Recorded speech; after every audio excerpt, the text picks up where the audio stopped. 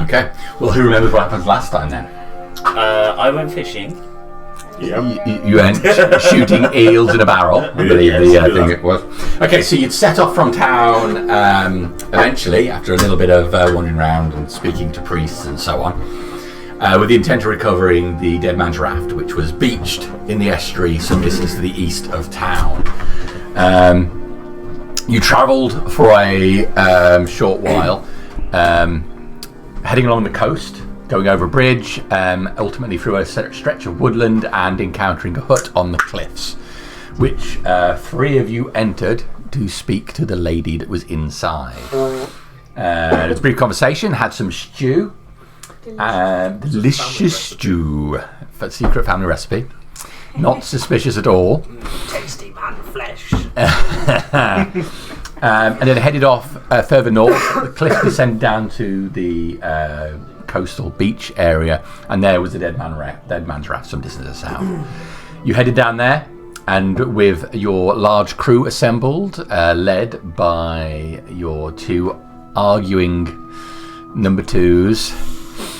Gleeson almost loses a leg. Yeah, Pellet. I think Gleeson just wants Pellis, and anyone is a little bit dodgy to go over. Blank, yeah. And Pellis just wants all the men on the ship. So, you headed down to the ship, and the crew got to work on essentially repairing what damage you could see, which was repairable in the current circumstance, and ultimately righting it and getting in the water.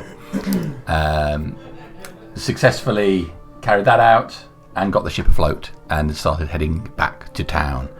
That's when you spotted a ship in the water, apparently floating derelict, and made the decision to approach it, cautiously going aboard, finding all was not right in the captain's cabin, dropping below decks, encountering a crate of soil and a spider, a white spider, which was quite vicious. This beast. But you dealt with it and then headed further down, where there was a long crate, which was not at all getting you suspicions up at all. And I believe that's roughly where we left it, wasn't it? Yes. Well, Bear cracks open the crate, seeing the deep red lining and empty contents. Yes. That's right. As I Harvest. fly down the ladder, standing in the doorway. That's what Percy's doing. He's harvesting the spider, isn't he? I think it was Alfred who did it. I harvested the spider, yes. Yeah. Yep. But Josh lost himself in a barrel of dirt. Yeah, he was just digging that thing out. Digging it out completely. He was absolutely convinced there was something in there. But Bear pretty much opens it and says, "Oh, it's empty. There's it's very nice in there though." Well, let me have a look, Bear. Bear can flip the lid off and show you. It's pretty much described as a normal-looking crate from the outside, but inside with deep-set, comfortable-looking lining and a pillow at one end. Is that enough? Looks very comfortable. They wouldn't get in. Could we take it back on the other ship, and I could use it as my bed? No. Oh. I think we need to call someone else to come and have a look at this. I'm just coming down the ladder now. Right. Approach the doorway. What do you think of this? I think we established, didn't we, that... Yeah, so it was dark down on this level. Now we've cast some light in here, haven't we? Yes. I hope so, because Someone I can't wasn't see right. Jack. No, I'm pretty sure we did. Okay. Yeah. There was rumblings about torches, I think, at the end. Yes, there was. So you go down to the aft section and you peer through the door into the front where this thing is. The light fills the room. It'd been only a small compartment. There you can see it somewhat hazy in here. But yeah, they're a long box lined with fabric, just as described. This all makes sense now. We should probably get off. I don't think that's just any old long box. It looks like a coffin. I think you're probably right.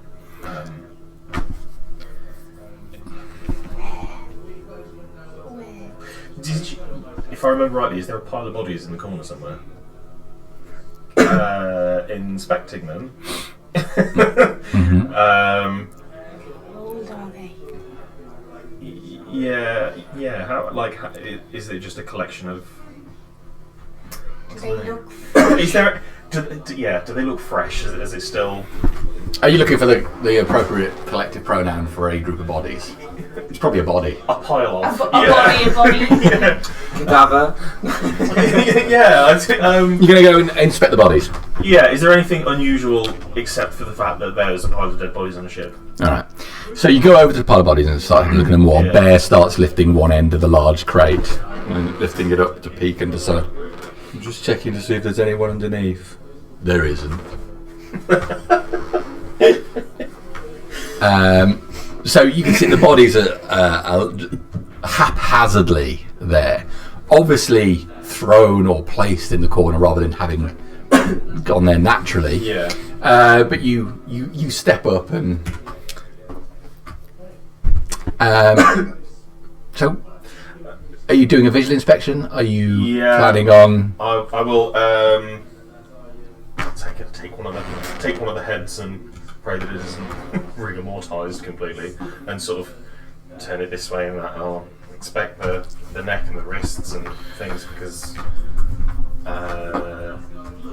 it's a lined coffin that is empty on a ship filled with barrels of dirt. I'll go over and I'll lay a hand on you when I give you Imogen's guidance. What does that do? You get a +4 on any check that you do. D4. Cool. Yes, sorry, D4. I gathered. Yeah. Also, D&D 1, guidance has now become a reaction. What? I quite like that actually. But You can cast it as a reaction if you or someone fails at the ability check. Yeah. So you go over to the bodies and you reach down to grab the one head, turn it to the side and inspect it. Yep. Okay. What's everybody else doing while he's... you're on the other ship, Yeah.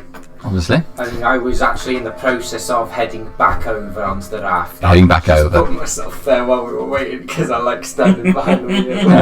Okay, that's fine. I'm stood nearby, offering. I'm gonna try and Moral guidance. I'm gonna Moral assist support. if that's possible as well. You're not sorry? Assist if that's Assist. possible. With my medical knowledge as a cleric, Okay. I'll just stand behind Alfred and be like, oh, what I normally find is best to look here. Look at the groin first, then you can tell. Alright, you can make a medicine check for me with advantage as Father Howell is assisting, if we want to call that assistance. Backseat driving. Oh, It's a baby. nat 20. Okay. The head lurches to the side as you grab it,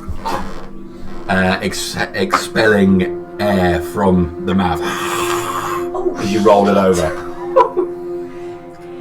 I don't think he's dead. One side of the face is completely withered.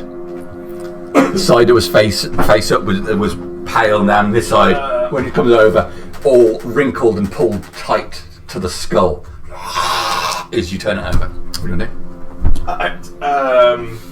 I'll try and... Is he sort of in there, in the pile of bodies? Yeah, he's got one leg under another one arm. It's the top one you've reached for. Yeah. And you rolled him over, one arm's still stuck on the other one. His other arm's loose down here. Oh my god, I think this one's alive. Give me a hand and we'll try attempt to pull him out. And, Okay. and I will... Oh, I don't think I've got anything to help him. I'll grab No, I hold. won't have anything to help him. Disgusted by this not right, and I'll start helping, pulling it back from the pile. And the two of you grab hold of his arm and yank on the body, him just sliding out of this massive body with several of the other arms and legs from the pile flipping as he gets pulled out with a clump onto the floor. He put in no effort to that whatsoever. He doesn't look okay. He's not okay. No, Can I leap in now. All right. With my medicine skills, and try and determine the wounds damage on this guy. Okay. Give me your medicine check as well, please.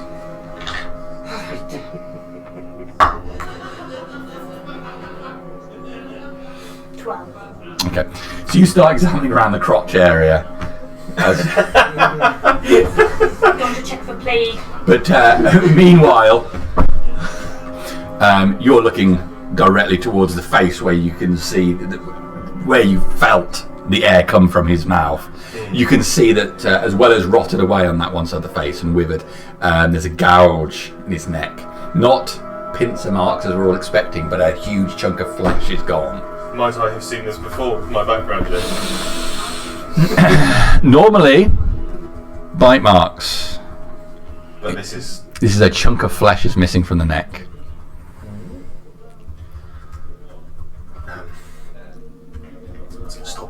Stop. You don't need to look at his crotch. I swear. I think the problem lies rather further north. I will show you his neck.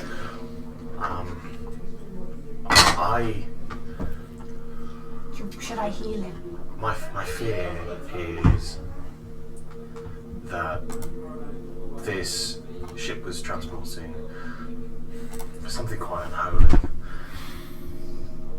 But this isn't normal. This is different. More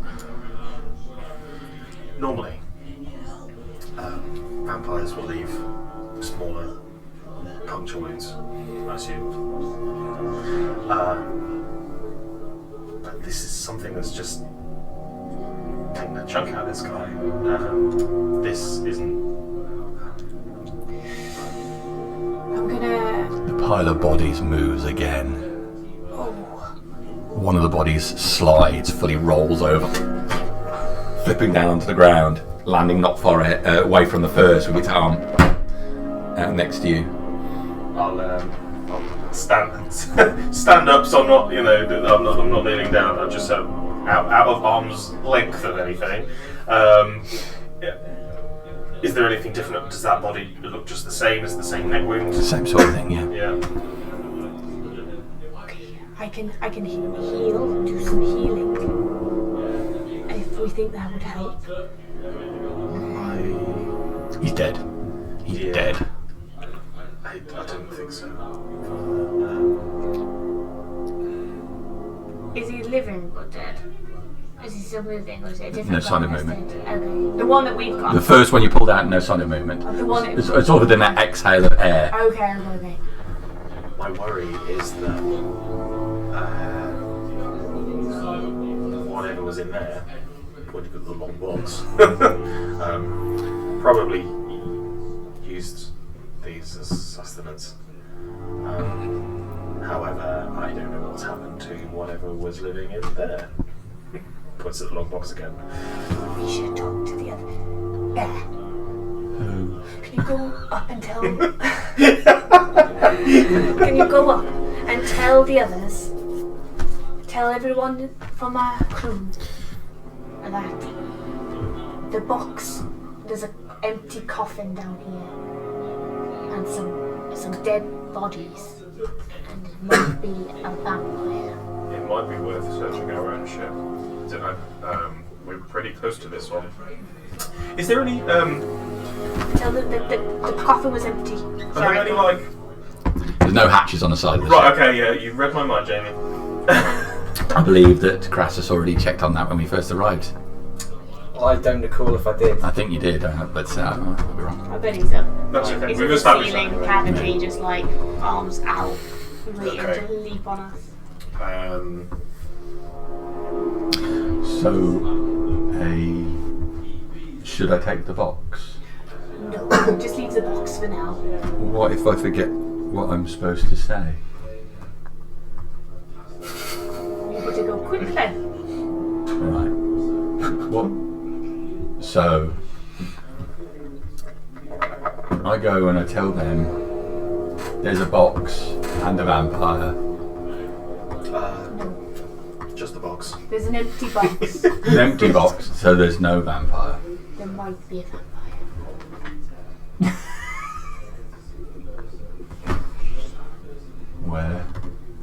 No, that's what you need to go and speak to the others about. We don't Okay. know where it is. Alright. It's like Okay. that book you have. Where's the vampire? I haven't finished it yet. Is that how it ends? I thought it was about a dragon. It is about the I dragon. will have headed up to the ship. Doesn't end with a vampire, does it? That sounds scary. I don't know, I haven't read the book. Oh. Not sure I want to finish it now. So, I go up and I say there's a box and no vampire, but there might be a box. Right. It looks like we've got to go up together. No, I can do this. I'm on the council. Well, there's an empty box Empty box. which may have had a vampire in it. May have had a vampire in it. Yes. He's gone now. He's gone. Don't know where. It's very confusing. Yes, I know. Just go and speak to the others. I'm sure they'll come if they... whatever you tell them. Right. Yeah. I think I'm going to go up to the captain's quarters to see if there's any further information. Yes, I So Bear makes his way off and climbs up the ladder. I think he might need to follow. He's not gonna... He doesn't know what he's saying. And the pile of bodies.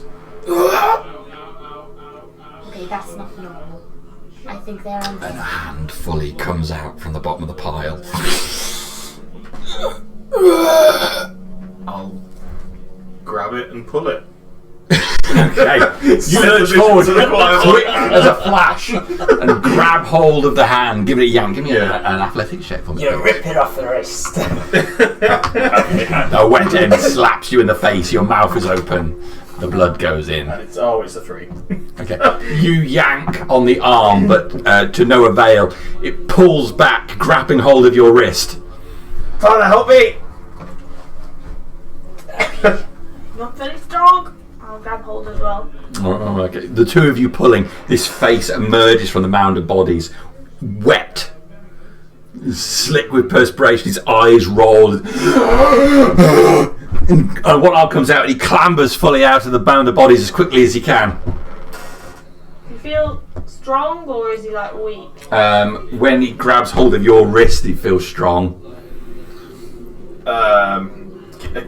Can you breathe? Speak, man. Who are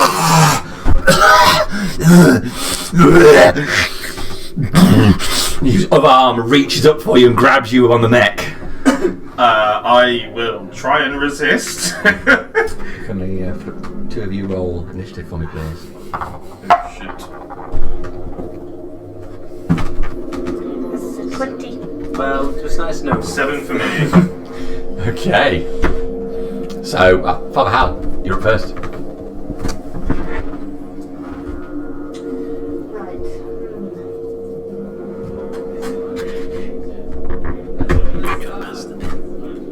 Is it... Harriet's slacking tonight, isn't it? Sorry. Is right. it look like he's making an attack?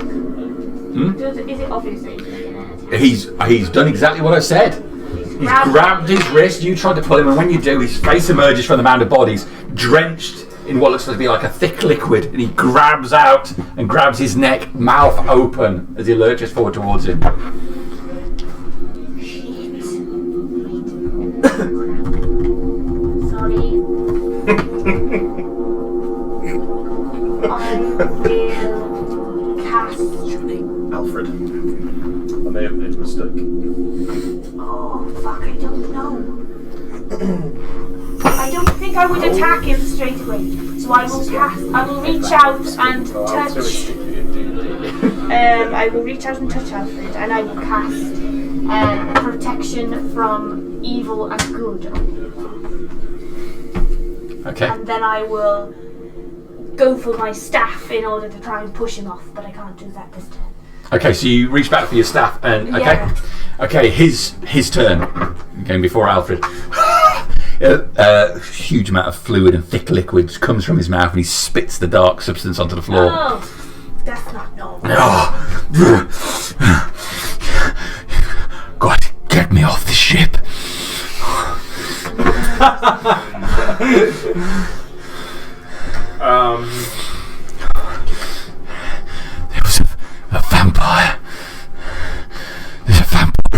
his eyes go over to the boxes in the duff. Oh my God, is he here? We haven't seen hide nor hair of him. We haven't seen hide nor hair of him.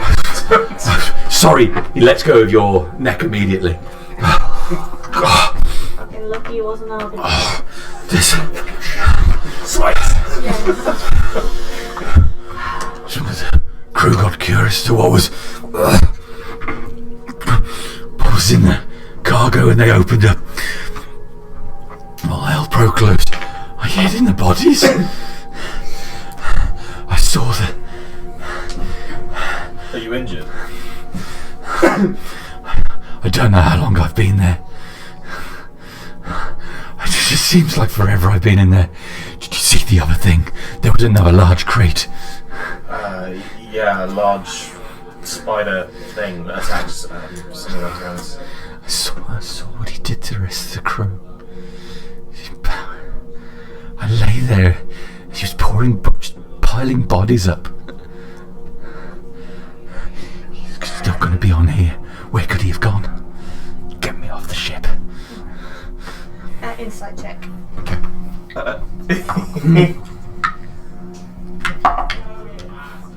Dirty 20. He's terrified. Alright, we need to get this man to safety. I would really much prefer when he's checking for similar injuries to the others before we let him on anywhere near our ship. I think it would make me feel better. I'm a cleric of immersion. Would you mind if we inspect you? It's important that you haven't been bitten by a vampire. I haven't been bitten, look. He said he hasn't or has. I haven't. I have been. Look, it's everywhere. And his neck, while it looks like he's drenched in sweat and blood and gore from the remainder of these bodies, his neck appears to be clean, free from bites. Pulls down his... Yes, he looks... Check the guide. I'm going to have to check your girl.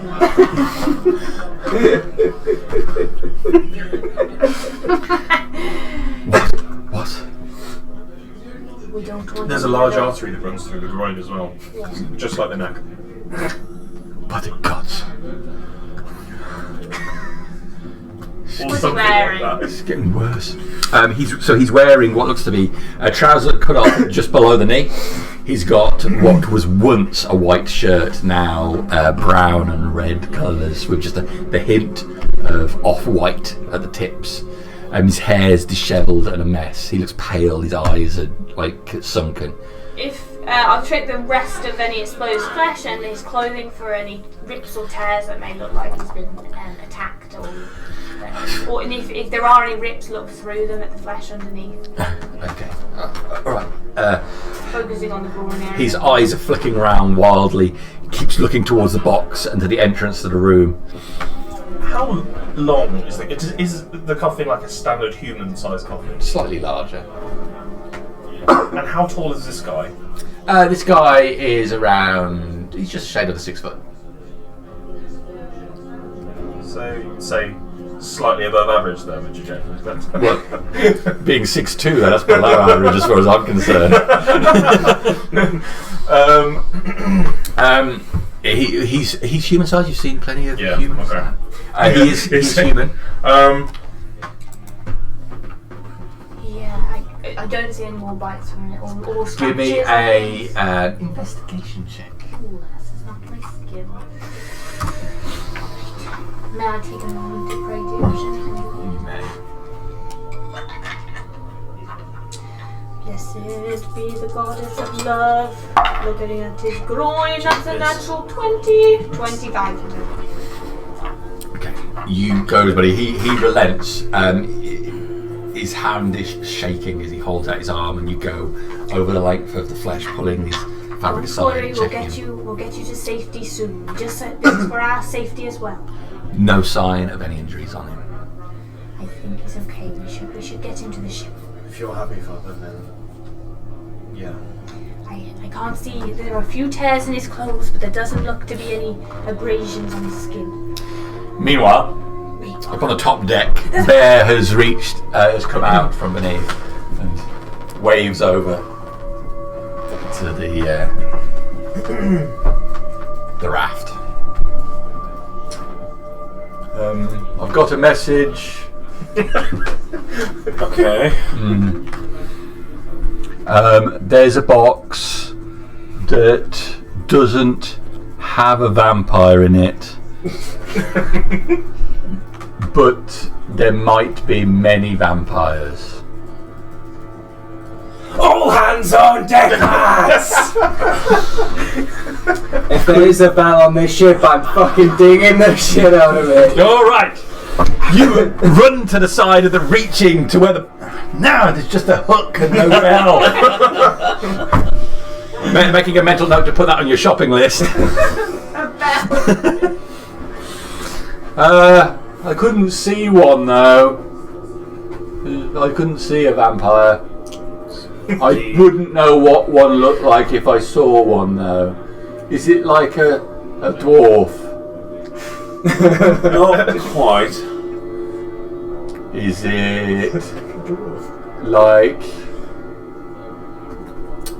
an elf?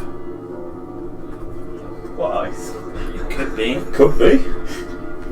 There isn't one down there then. Do you need us to come over? Well, I don't know really. I just didn't seem to be a problem. I lifted the box and looked underneath it and there wasn't one under there either. Anyway, they were just looking at a body when I came up.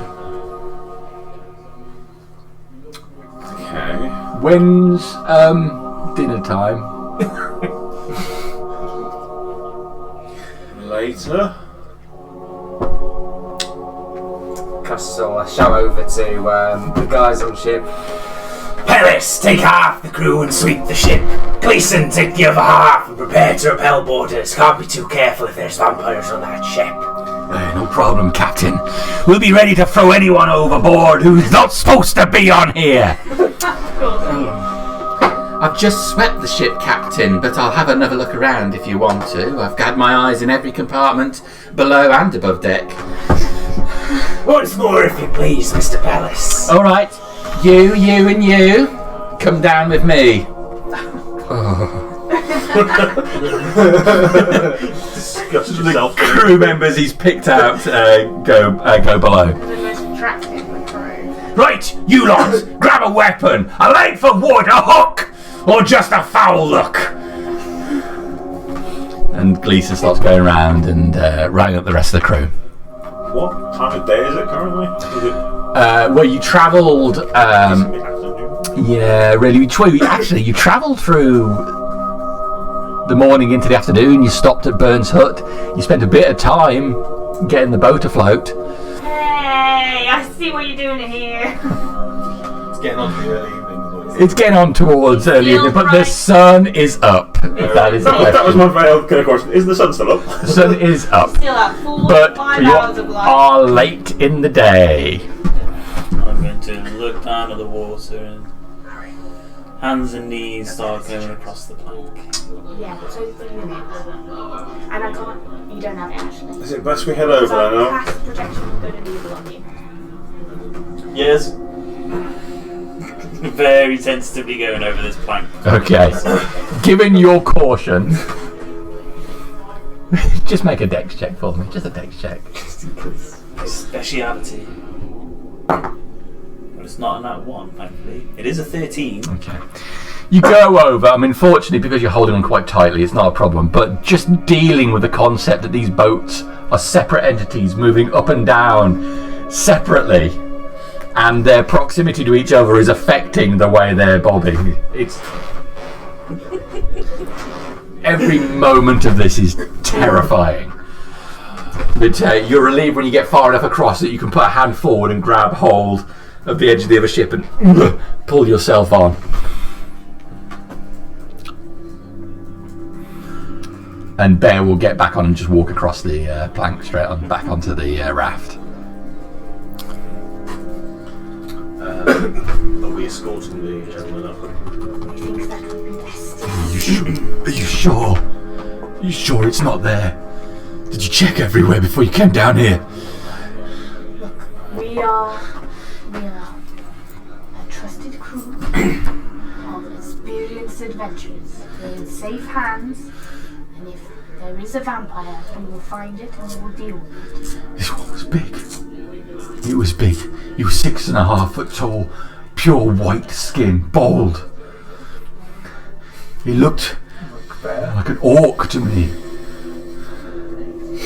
Didn't we catch the name of this ship on the way in? It's called the White Orc. Yes, thought you said that. Right, look, let's go up onto the other ship and we can discuss this together. I can't go anywhere until I know that thing isn't up there. You don't understand. I'm sure you're confident, but I've been in that pile of bodies for God knows how long, watching as it lazily drank people to death and threw them on me. This thing's terrifying. Don't doubt it. I just want to make sure that you're okay. We've had someone on each part of this ship. I do believe it's If he is still around, I don't think he's in the ship, but if he is still around, we are safest when we are together with our fellow adventurers. They're experienced individuals. They know what to do. Did you stop anywhere recently? Were you boarded by anyone recently? No. We picked up our cargo. Have you been at sea since? Picked up a cargo at the coast of Brindle. Okay.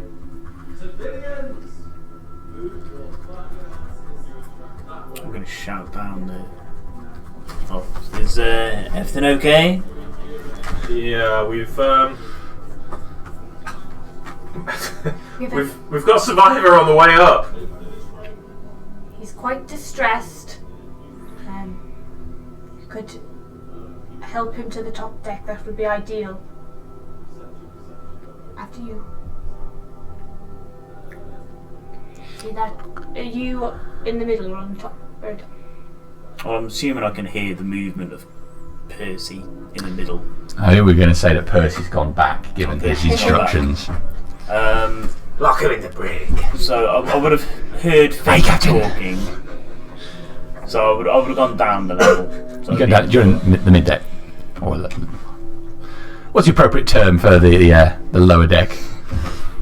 The middle deck. The middle deck. Below deck. Below deck. It depends how many decks you have and what numbering system you use. And it's all right. Well, there's the top deck, below deck, and the below deck. So I'll reach down and wait for him to reach up and.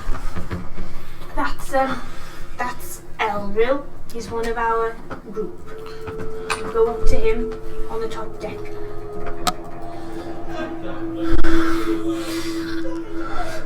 Is there no one up there? I can't see anybody on this deck. I don't know about this. I can go up ahead if you want, but I'm sure you'll be perfectly safe with Elril. Nothing to worry about. Make a persuasion roll. Oh, why can Harvard never make persuasion rolls? You do make persuasion rolls, you just don't remember it. 14. I rolled a 15, so that's pretty good. Should have done more persuasion. Alright. So. Oh, actually. I have advantage on persuasion rolls. I just remembered because I'm a votary of imaging. I rolled an 8. yeah, 14.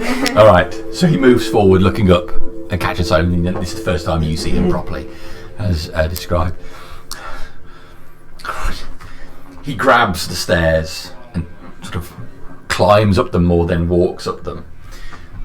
As soon as he gets to the point where his head is level, he looks around the other side, checking every corner of this room. Do you need a hand? I just need to get free of this cursed ship. Alive. Then we could talk about something to drink, some food maybe. Seems to be. I'm going to spaff off a divine sense. Bear's come over saying there might be a vampire. He doesn't know what a vampire looks like. But there could be lots. There could be lots.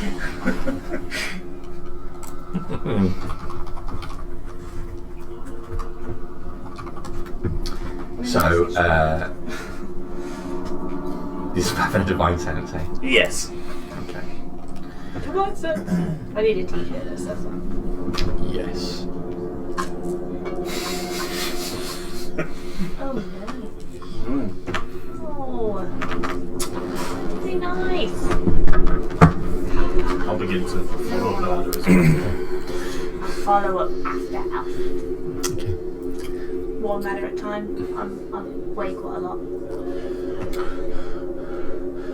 Is the rest of the deck clear? Seems to be. There's the remains of the spider and some dirt on the floor over there, from what I can see. You dealt with it. I saw the box. It was huge. If I only saw one of the legs come out.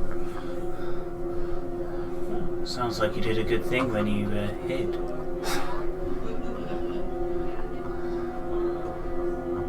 It looked like no one else made it. Except for that thing. If you didn't kill it, it's still going to be here somewhere. I haven't heard any other ships come by. It couldn't have got off. I'm sure the others checked every part of the boat, as far as I'm aware. I'll continue up to the upper deck again, like the Top deck. top deck, because I'm still sort of heading towards the captain's quarters at that. The only part which I believe is left to look over is the captain's quarters. Would he have been able to gain access? At night, I suppose. They can't go out in the daylight, that's right, isn't it? I do not know much about vampires. Forgive my ignorance.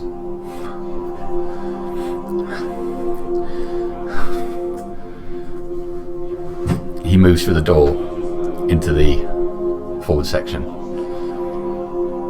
Seeing the barrels and crates here, this section empty, the door leading up, the steps leading up to the top deck. Which makes it free for Howl and Alfred to go up. I'm falling after Alfred. Okay. I want him to see right up my skirt. It's a horror. So you're You'll going never to be the the top same deck again. as well. Brilliant. Sorry, where are we? So Alfred's made his way through to the top deck. Yeah, and then but if you've gone first, that's fine. Oh no, I'm gonna wait for the. I'll wait for the man to go up. I'm Oh, following okay. after him. Okay, Sorry. so So if I've you're gone still on the first. lower deck, I'll be down. I'm still on the middle deck. Yeah. Okay, I'll be Yeah. down on the middle deck then. So I've gone first, then the guy, then you, Well, then you're the still guys Yeah. waiting. At the moment. Oh, we. So he's come Okay. up, he's gone through into the fore section, and he's gone there. So I'll be there as well, waiting to go up after him. Would you move me at this? Back into the lower deck. Yeah.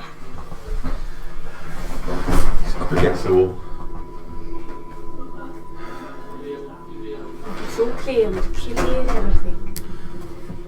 Nothing to worry about. Father, can I just... I'll join you in a moment. Can I just have a quick word? Yes. Alfred's on the top deck. Yes, I am.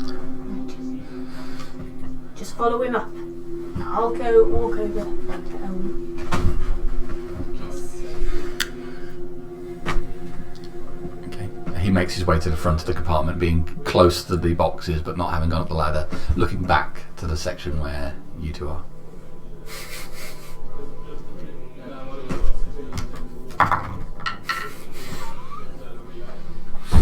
Oh, here's my...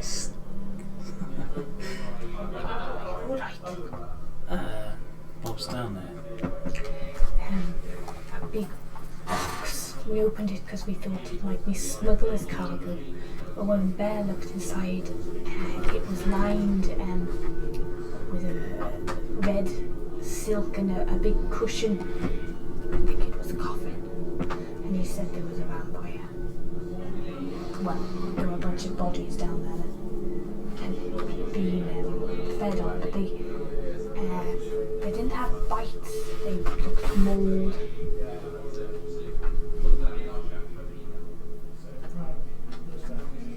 Have you given the bodies their rights? No. Yes, I haven't done that. It should be done, though. It might be worth just burning them. I don't think, given the way they died. I'll lean in close, kind of like turn in and pretend I'm looking down in the hatch. He's undead.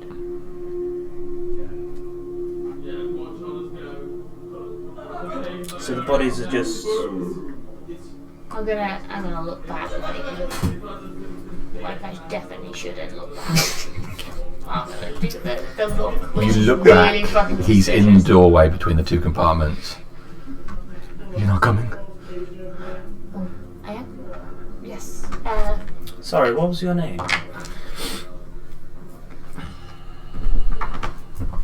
Nash, Nash. And what position did you hold on the ship, Nash? let's stop playing.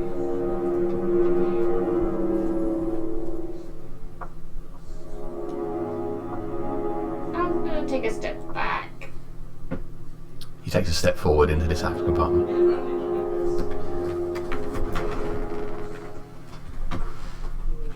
It's gone badly on this ship, that's true.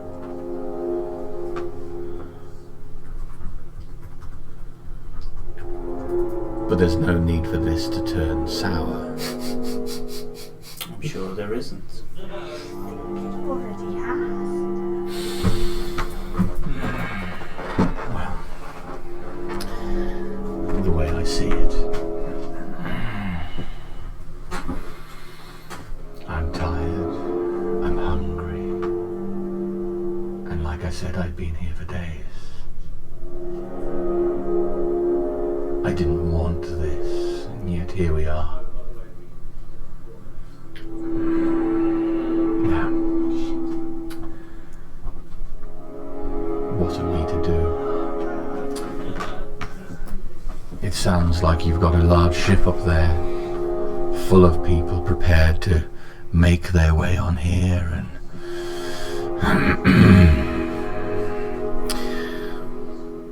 while that would be a solution to my temporary problem of hunger,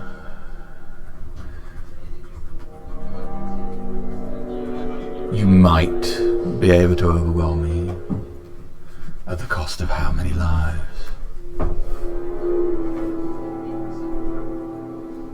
What if I were to say I'd like to make a deal? Depends on the deal you're offering. What I'm offering is no lives will be taken. Today? No lives on your crew will be taken today. But more importantly, your lives won't be taken now. What do you wish for in exchange?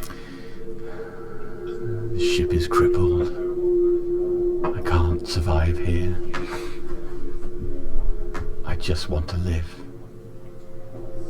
That's not wrong, is it?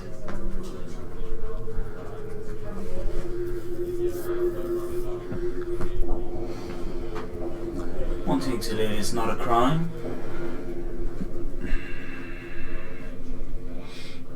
What I said was true. The thing that came out of that box, huge, awful. I don't know where it is. I've been all over the ship.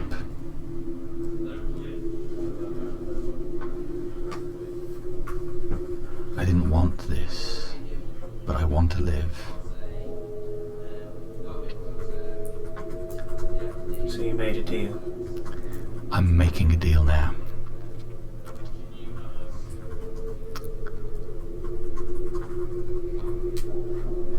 Safe passage. No lives taken. And That's all. you tell us what happened. Why you survived. Climbing hand and fire. I don't know how it works. I remember him feeding on me.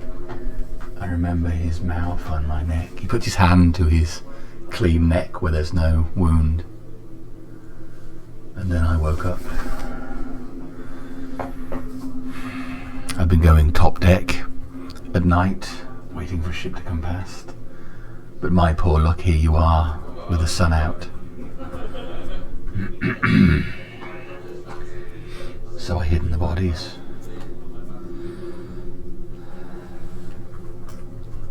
I just want to live. Where will you go? I don't know. I don't know. Somewhere dark.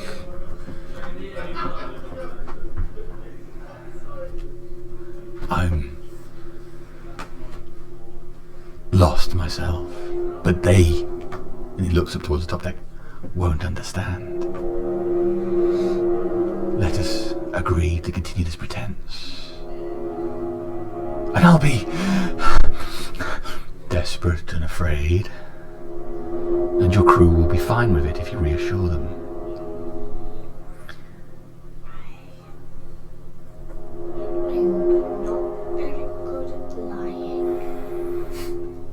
It's fine, Father, you do not need to make the rest of the crew aware.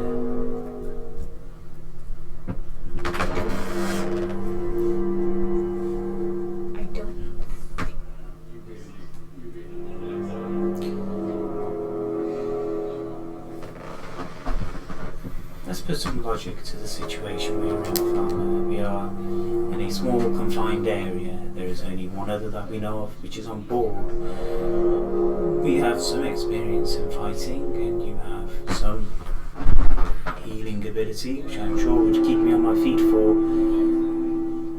maybe 1 or 2 punches or sweeps of my sword.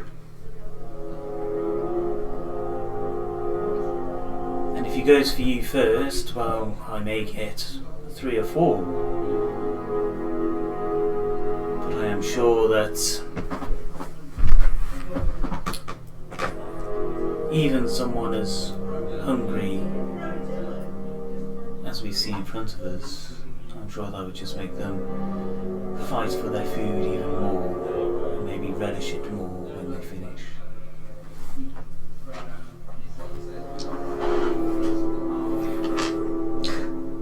Distinctly threatened from every side. It is not my time to die here. It is not your time, Father.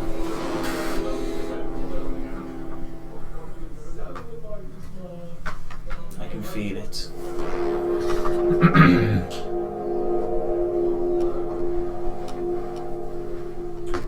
I will protect you. How do you propose this going?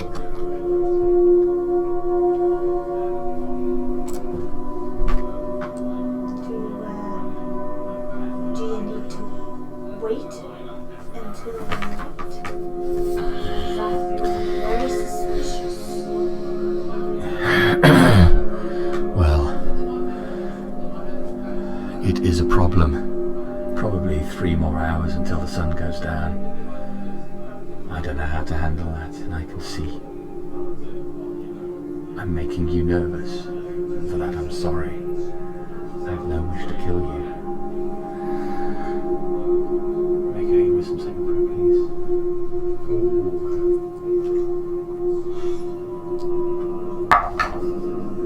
Natural 20 or 27. You kill it. Feel this exertion of will wash over you. And as you do, you reach up, put your hand over your chest, feeling your own heartbeat. Steel yourself. And the feeling is gone. It seems that you are good at deception, after all. More to you than you would present. Help! Oh, no, it's great. Mischief. Yeah. them over. We will. Yeah, everybody initiative, please. Yes. I Havoc. Well, I was definitely ready for Father Howell being a wimp. Oh man, I'm really bad at lying. Okay, we can swap out his mini for the actual mini now. Well, Harriet, it was fun playing this character. To be honest, that was funny. I thought you were gonna. I was like, I'm gonna get killed by you. DC I'm gonna get killed by you. 17 on that charm. So, How good nailed it is. Okay, 1 to 5. 5. 5 to 10. Oh, it's at the bottom. 9. Things like that. 10 What's to going on? 15. Yeah, and the photos still opening. Yeah. So Not 13. 15 to 20. 20. I got a D20. Which one's got 16 for me. up there? Which one Where am of I, you two actually? goes first? I have a +1 to initiative. I just got a nat 20. Oh, did you? Ooh, you cast water yeah. breathing on other people, and I did at Okay. the end of last session, didn't you? I would have given everyone. What's one I've got? Water breathing, which is a 24-hour cast. Okay, So we probably still. so Yeah. I'm giving Father Howell the surprise round, but I'm shouting help. So you get to do your action, and then we'll come in at the top of the round. So you shouted help. Fucking shit. You afraid we might be fucked boys? It looks like I'll be trying to Emerald under a different name in a different Yeah. session. Again.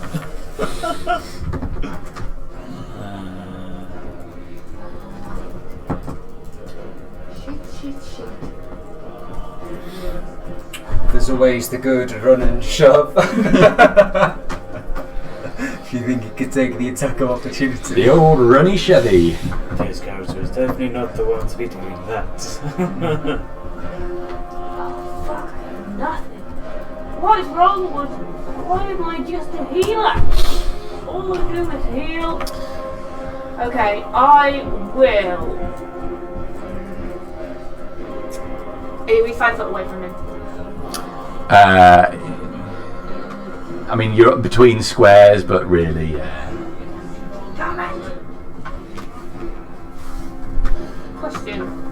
Whole person, does that not work on them? It only works on monsters. Whole person? Yeah. It's humanoid, isn't it? Yeah, it does say humanoid.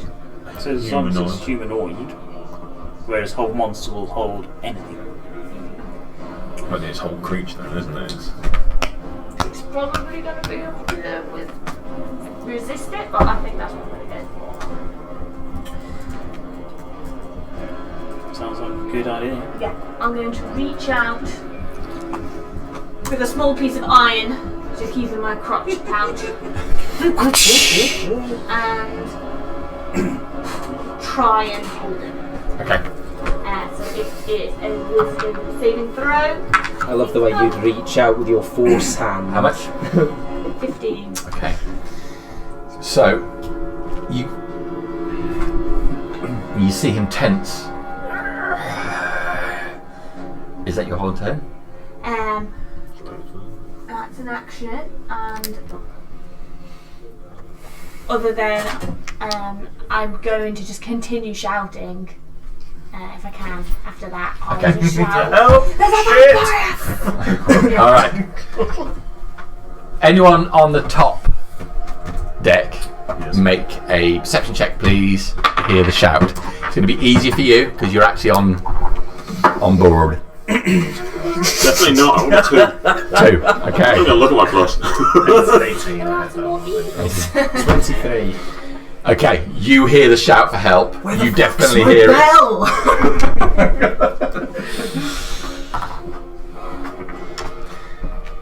All right. Okay. So, top round, Alfred. Immediately sort of turn on my heels and head back for the ladder. Rummaging around in my bag, I reveal his little arms and legs. I drop him on the floor. He's a steel defender for purposes. Yeah, and he sort of unfolds. Father Hound needs help, Eagle. Let's go. So yeah, head back to the ladder. Head back down it. I don't know where the ladder is. I assume it's on the inside. So there's it's over towards there, isn't it? Because that's where you dropped down in the first place.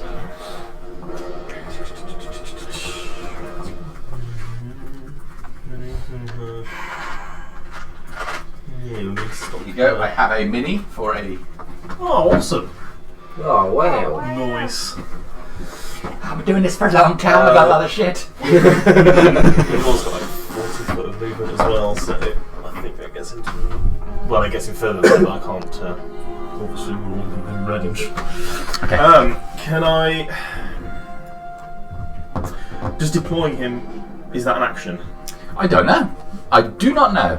It doesn't really tell me much, actually.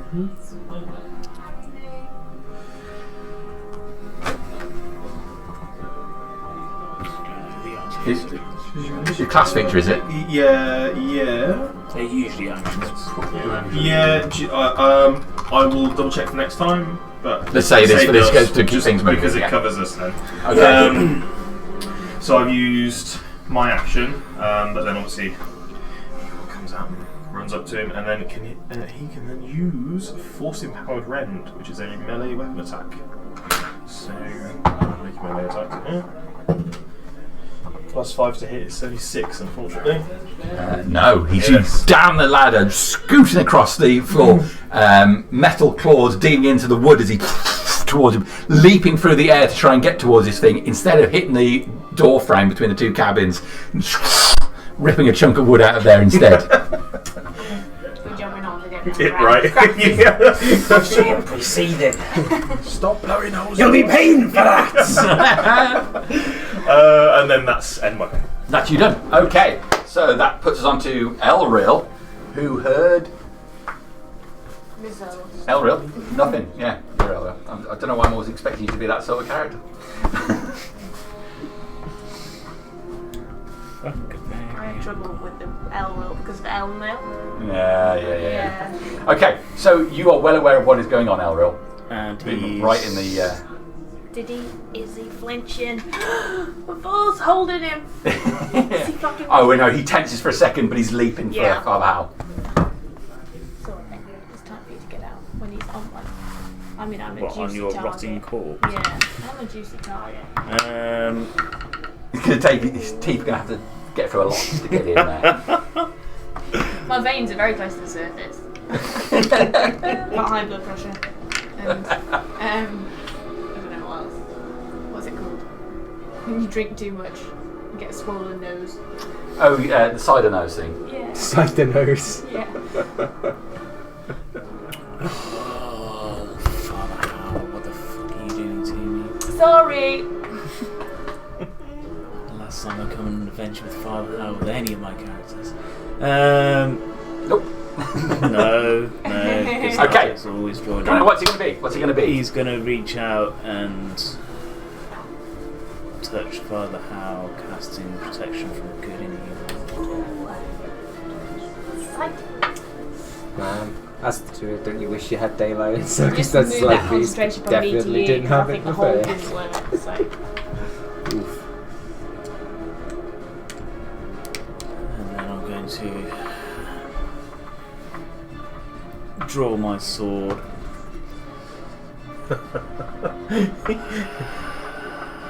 Look up. And that's it. Okay. I'm thinking in my head, This is your fate. my face. Why? Okay. Here's go. He tensions for a second and then leaps on you. He is going. So his hand comes out towards you. Now you got protection from good and evil on you. Disadvantage. Okay. So with disadvantage, that's 25 to hit. It was a. The other one was a natural 20. Protected your wands. Yeah. Okay, so which is, his hand comes in, grabbing hold of you. Fingernails seem to extend as he touches your flesh, digging in. Goddess of love. You're grappled. As his fingernails grapple you, And then he pulls you forward and goes to bite you.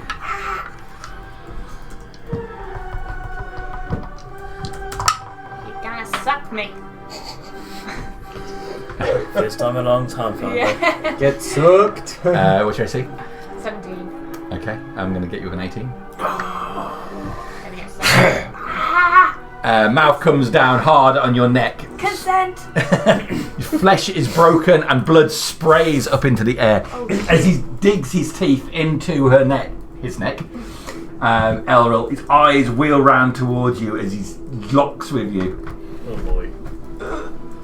Okay. How much do Take you a bite. I would like to take See whether you like it.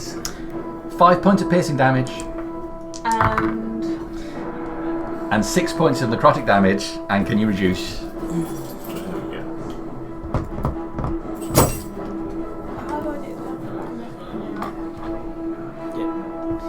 Okay. Max modifier at the bottom. And you see his body tense, his neck draw. He pulls his mouth off Father Howell, who goes limp for a second as he pulls Father Howell back from him. He looks to you. Expect better from you. You should know what side you're on. Excuse me? Howell, you're up. How many did you take? 6 plus 5. 5. Okay, so that would be. That is right. Okay, sorry. I thought it changed and gone weird, but it has gone right. It's me again. Here's another thing in the next D&D. You can attempt to escape a grapple at the end of your round. Doesn't take an action anymore. Yeah, you have a reaction each turn. Makes no sense. Regardless of what you Yeah. Yeah. But anyway, So you have the action. How? Yeah, so especially usually use like set opportunities. Howl at the moon. I don't have any reactions apart from the opportunities. So Yeah.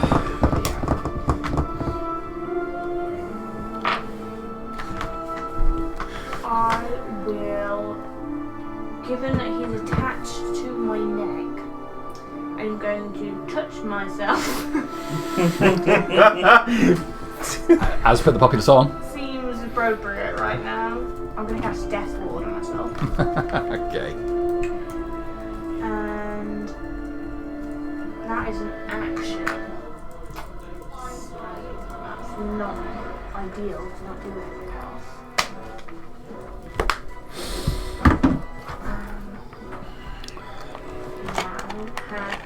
It would make sense to everybody else, I think. So I'm writhing around. Okay. I'm very slippery, but not in an agile way. Okay.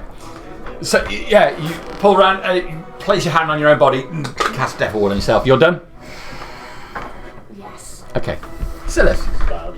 Well, I have no idea any of this is No. going on. Or you just Crassus going, my bell! Yeah. There was mention of vampires being potentially a thing. Mm-hmm. Can I just spend my time trying to recall anything I might have learned about them in my studies? Being that I'm school Yes. necromancy. Give me a history check. Just any kind of bits of knowledge that just comes to the surface. History. 12. Well, I mean, you know the regular stuff. Vampires, or undead of some sort, sustain themselves on blood. You think it has to be sentient blood rather than animal blood, but that's not 100% certain. You've not encountered one.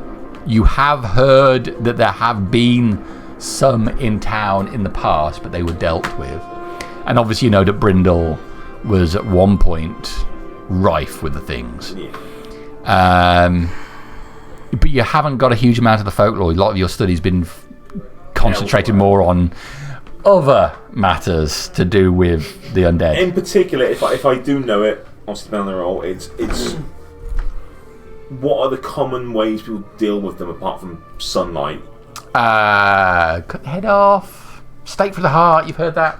Yeah. I wish I was playing Sword There's plenty of wood about. But it's just I have no idea what's going on, so I'm just stood there. Just thinking through. What do I know? Okay. Yeah. Okay. Or destroying. That's fine. That's a reasonable thing to do. Crassus. Oh well. I'll be there. Oh, God, I had already reached for my bell from before. Yeah. And I'll shout to Gleason. Gleason, you have the deck, and Aye, that's right, Captain. I'm going to do. I'm going to try and go for a cool Jack Sparrow moment, which is inevitably going to end up with me falling straight overboard into the water. I'm Do it anyway. going to run and leap over the rail here onto the edge here. Oh, awesome. So onto the edge here. Yeah. Dude, I told you in that video we watched last night, no one can do that. We watched this video of his free runner jumping. He must have been like 60 foot, and I was like, why didn't he take You're a about to be D6 proven damage? wrong. I'm also not jumping that high because you forget these are actually almost level. Okay. Yeah. It was insane. They've done the thing, haven't they, about people jumping off bridges onto trains as well. Almost always broken legs. Yeah. It's just that Ask you to static. hardly ever know well that. Do I need? You are going to need to make a spicy acrobatics check. DC 23. Oh, looks good. 15. 15. Okay, so you get up to the edge and leap up to put one foot on the rail and fling yourself through the air. A moment of, I'm doing it, goes through your mind as you're airborne. And you land on the other side of the deck, having to topple into a roll. You are going to take a single point of damage from the impact. Awesome. I made it. But you land and fall into a roll, but that puts you prone. That's a full move. Oh, okay. That's a full move prone. I'm gonna dash. Okay. To get up, and then I guess it's. So I guess I'd be here with. Oh no, there because I rolled all there because for when I landed, it just for movement down to the. Yeah, I'll put you on that side. Okay, so we go 5, 10, 15 to here then on my dash. Okay. Because going around and over the plank would have been too easy. Love it. Okay, that's you done. No. Yes, that is me done. Alfred. I'll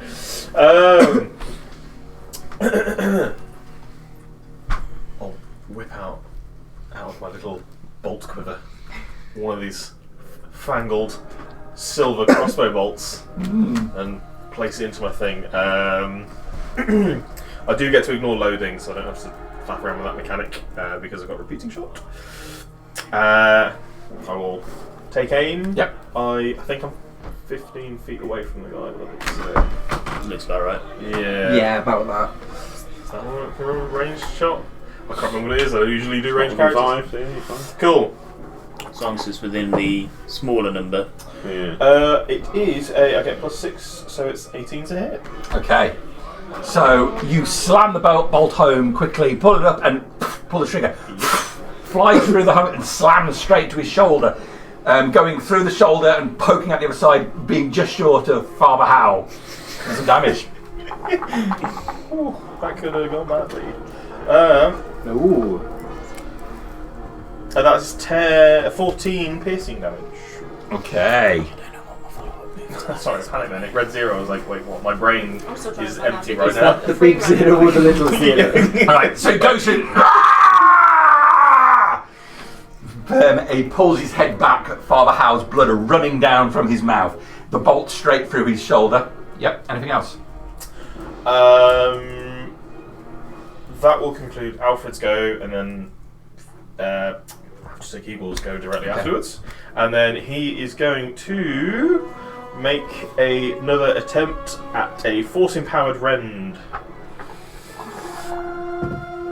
It's 11 plus 5 to hit, so it's 16 to hit. 16 to hit. He's going to hit him. Cool, so it's 1d8 plus 2 force damage. That's 10 force damage altogether. Max damage twice in a row. Yeah, I will never happen again. Don't get too excited, guys. Okay. Yep. I will shout for help again because I don't. Well, I assume I heard a You hear banging on the You hear a loud thump. Yeah. I'm a badass! I may have cracked my shell. But I will cry for help again. All right. That concludes my game. So you named your defender, right? Igor! So Igor leaps up on the back of this vampire, slashing down his back. Okay, great. So it's Elro's go. How You high lost. did we say... Thank you. How high did we say the roof was? The roof, it's barely more than head height, really. So maybe, depending on where you are, 7 to 8 foot tall. Okay. Well, it's a big flat object. I can't really miss. Good bastard. You say that now. Well, unless I go... Choo! I'll just blast into the wood. Okay. Ooh, yeah. Let's make a fresh exit. You coming down on us. Oh no, you ran across. Well, Well, there's another let's see what the dice say. Yes. There's always that glorious bottom number. There is. There is. I know. I'm aware there are 2 floors, but Yeah, you can this do it again. this is clutch moments. It's a 13 to hit. It's going to hit the ceiling. Oh, it's a disadvantage. Sorry, because of how close it is. It's a ranged spell. It was meant to be. That's why I played this Fate. character. All right. Extend your hands up into the ceiling. It is max damage. It Okay. is 10 force damage. 10 force to the damage. wood above me. So there's a explosion in the ceiling as splinters of wood break down. From the upper deck, you see the ship appears to rock on the other side, and through the windows into what looks like the captain's cabin area, there's a burst of light in there. I presume I would notice that. Oh yes, coming down the stairs. Yes. So I've managed to burst through one layer. You burst through a section into the roof. Excellent. Yes. Okay, cool. Bonus action. I will, because he's looking a little hurt. I'm going to heal the father. It's only 2 points of healing. Thank you. I'm sorry. I'll spaff a healing light on you. I know which side I'm on, Nash. I was trying to help. And now they may... caught in the middle of all of this shit. Oh my god. All right, done. Yes. All right, so Nash.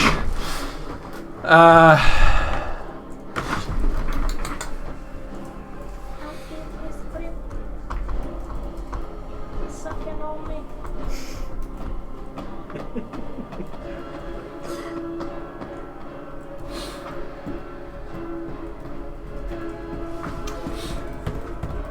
Okay, so Nash is going to move to here, where the hatch is.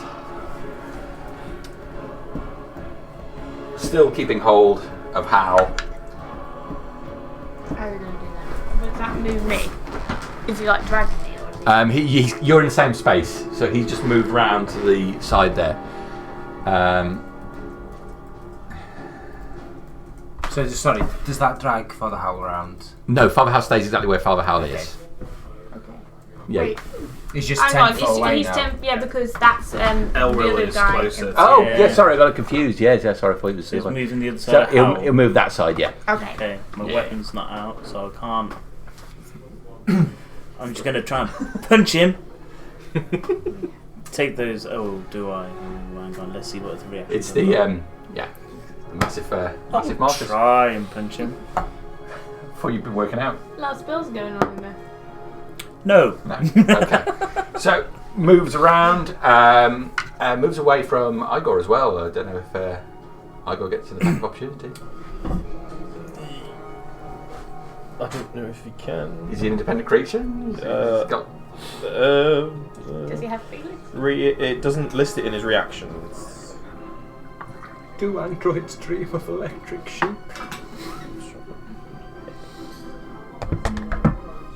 No. I mean, is he a creature? He's a creature rather than a He's spiritual a- weapon, isn't he? Yes, he is. So does that generally? I think so. Okay, No. then he gets an attack of opportunity. Yeah, Let's I go think so. with that. Well, while you're doing, You're looking. I'll have a look. 17 to hit. That's a hit. 1d8 plus 2. That is 7 force damage. What is he, Tom? Sorry. Steel Defender. Still defender. Cool. Give me a few moments. Okay. So slashes out and into his body. As he moves around and you're going across the cabin, you can see all the wounds that Igor has done on him just healing up.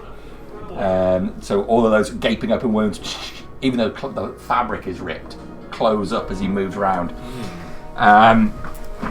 He is going to bite you again. So that is a 22. So can you take some damage from me, please? Disadvantage. Ooh, and it wasn't a disadvantage. A disadvantage. It's 13. Oh, misses. Okay. So you're like throwing your arm up, just trying to hold his face away. So he'll come with his other hand and try and claw you. The claw is going to miss as well.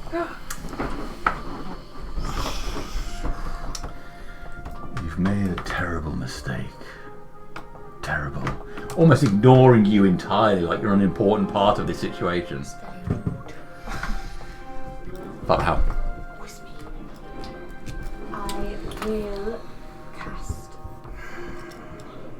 I will cast spiritual weapon above in the hole and have the dong try and burst through the upper deck. Yes! Okay. Love it! Penetration! Yeah. Much like the Titanic in the classic Raise the Titanic movie where it bursts from the water. The big wooden dong just bursts through the wood, splintering open sections, On the erupting into the upper deck. Love Yeah. it. So, do you want me to make an attack roll for that, or are you just gonna? You can make an attack roll for it, please. Just on the Steel Defender, the reaction does not say it can take an opportunity attack. It says deflect attack. It can impose disadvantage on the attack roll of one creature that it can see within 5 foot. Okay, fair enough. 25. Yep.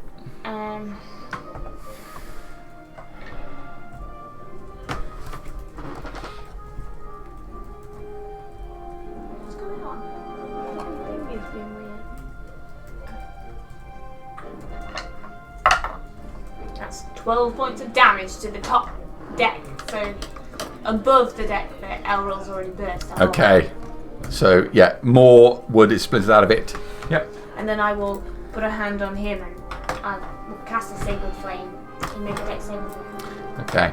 So just the shaft of the dong is through the hole, but the balls are stuck below.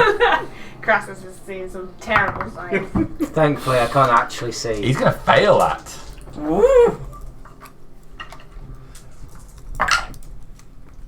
You can take 13 points of radiant damage. Ooh. I'll grab his face to do it.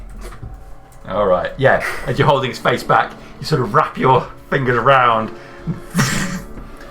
Radiant energy on his face. How much damage was it again? Sorry. 13, did you say? 13? Yeah, 8 was 5, yeah. All right.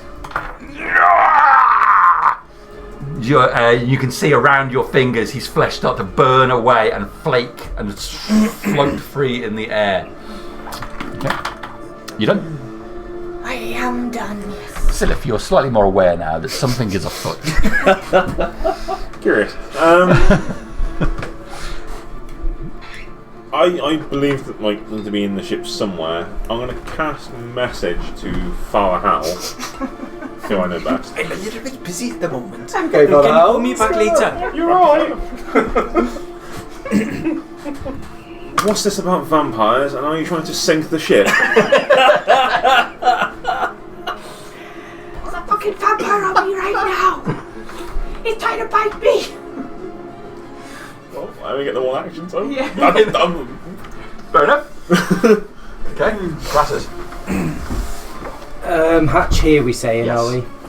So 5, 10, 15 down the hatch, 20, 25, line of sight. Yes. Door. Get moonbeamed, son of a bitch.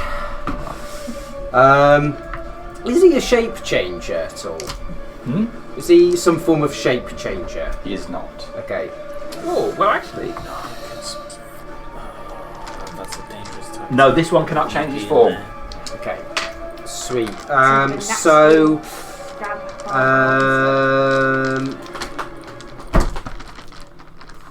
point within range. Dim light fills the cylinder. When the creature first enters the spell's area, or when it starts, when it starts its turn there, it's engulfed in ghostly flames and causes it in pain. Con saving throw, DC 15, please. Okay, so not now. When he starts his turn. So when a creature enters spell's area for the first time on a turn, or starts its turn there. So yeah, the start of No, its turn. he's just entered it for the first time. What did it say? When a creature enters it for the the spell's first area time for the or on first his time. turn. Oh, no, So So I when suppose it- I have entered it, yeah. Yeah. So when a creature enters the spell's area for the first time on a turn, or starts its turn there. Yeah, so he has entered it. Not on his turn, on a turn. On a turn. Or on his turn. Yeah, okay, that's fine. And Basically covers you in case it moves into the area. Yeah, well, I got a rather pants 11. So it takes the full 2d10. Takes the full D. Radiant Rather how damage. good 16 radiant damage. nice. Okay. It's getting very radiant. I'm getting very radiant. Yeah. And that is me done. Okay. Again, the light beams down and searing over his flesh, causing his him to burn away. Can I have a concentration ring, please? That's you done, Crassus. That is me done. Top of round is Alfred. Let's have a butcher's. I might have to do some manoeuvring. Oh, it's got that clouded in here. Oh no! Technically I've got to take my turn first. So 5, 10. I think is that 15 there? I think. Sit in the corner, sort of push myself against the water, stabilise, and draw out another silver bolt. Silver bolt. Yeah. The bolt looses. It's 7 + 6, 13. No, I was hoping that was a 1 then. Yeah. No. 13. Yeah. You know, into the wooden wall. Yeah. And then I think Eagle can go and sit. Is there a square next to him there? Yep. Cool. And he. Yeah, no, he will forcing power rend again. Which is 17 to hit. Yes. And an 8 force damage. Force damage. Okay. I have no idea if it's making any effect whatsoever. No. Slashes down him, and his body looks in a terrible state now with the 2 blasts of light he's had, one to his face and the moonbeam from Crassus. You done? Yes. Errol.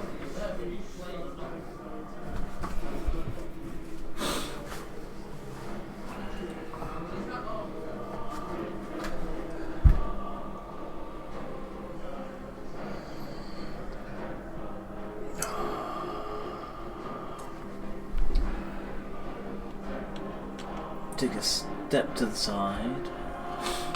Draw your knees in tight.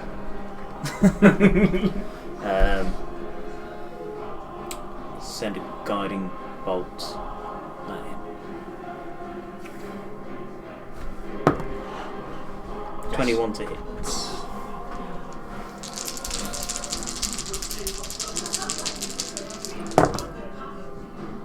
That's 14 points of radiant damage. And he's glowing with a mystical dim light, so the next attack roll against him will have advantage. Alright, so you've been hit by multiple blasts of radiant energy, one after the other. Errol done? Yeah, Father didn't get bit, he's not been hurt, so I don't need to spell anything else bonus wise. Let's just tick off that spell slot. Okay.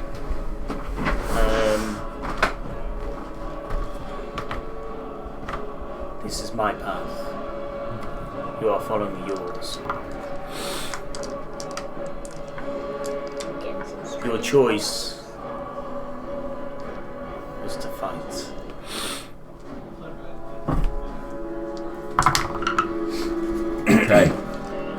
Goes in to bite Howl again. Going to get you this time with a disadvantage.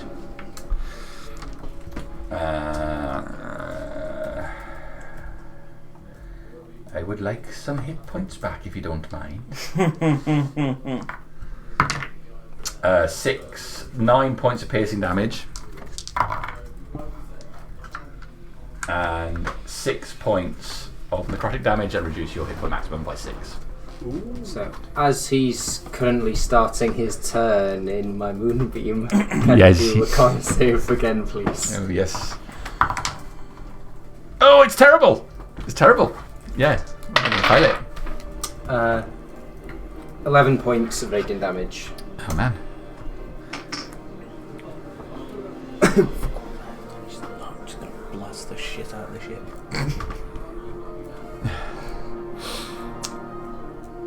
Okay. So he wheels around, turning Father Howl, places his hand on Howl's neck with claws extending. Drop the lights or I kill your priest. And he will extend his claws into Father Howl's neck. As he does that, just the surface of his skin about to go in. I can do it, and I will. That's the end of his go. Howl. I'm going to cure wounds myself.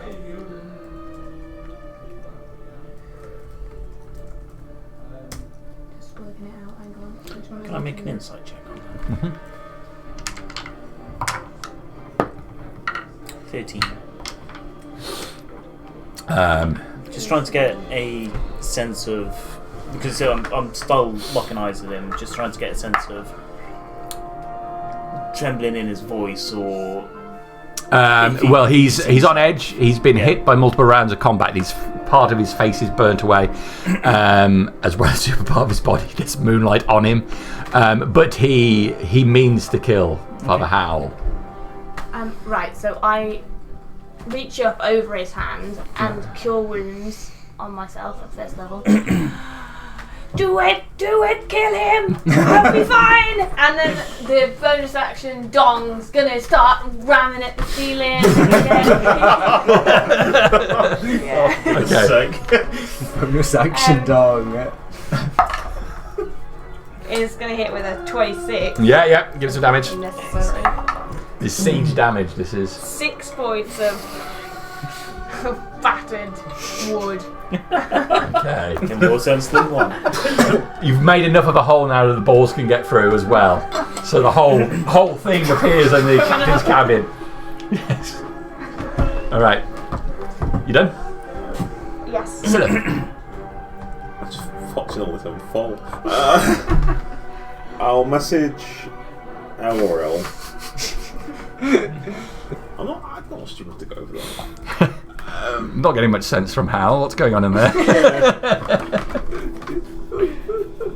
Do you need me to sink the ship? I can burn it down. Not with us on it. Not yet. Maybe blast a hole. Daylight, vampire.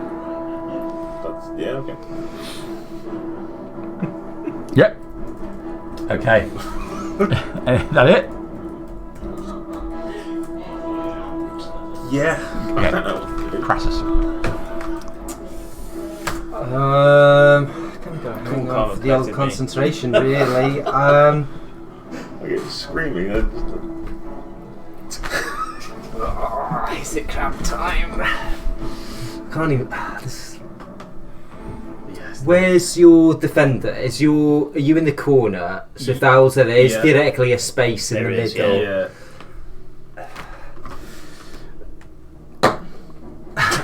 No! There's a little bit. There's not that much space.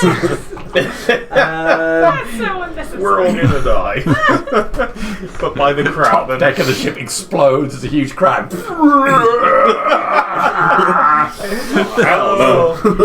He's gone full kaiju. Yeah, there's not enough space. I'm gonna have to just stay here and keep focusing on that moonbeam. Keeping the moonbeam on him. So Okay. It's how I've got to be useful. I'll shuffle further forwards actually to the door, so he can't get me, but I'm closer in case I need to do something else. That it? That's me done. All right, top of the round, Alfred.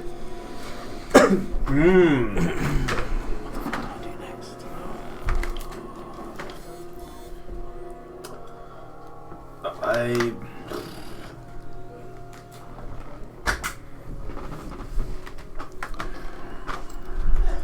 going to draw another silver. Okay. another silver bolt into the crossbow. And pray that we get that one because I think you're semi in his grasp there. It's a shoot the hostage situation. That's 21 to hit. He is getting cover from Father Hal. So what did you get, sorry? 21 to hit. That's going to hit him. Yeah. Skims Father Hal into him. Shaved you. Yeah. Shaved a sideburn. Yeah. You have very What is it? Is it 1d10 plus? Oh, great. 6 piercing. Okay, so where he's holding Hal, it goes just by and slams into his neck. There's light already on him, and as it pierces him, releasing Hal. Oh yeah. Fuck. Done. Don't like that silver. I will, Fist bump. Enough. Enough. Stop. We do not have to do this. Elro. I'm definitely going to do this. Yes. No.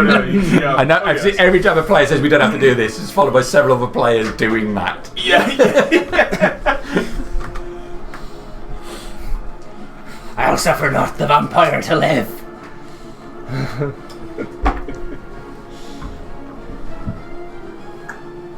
Choose your path wisely, Nash.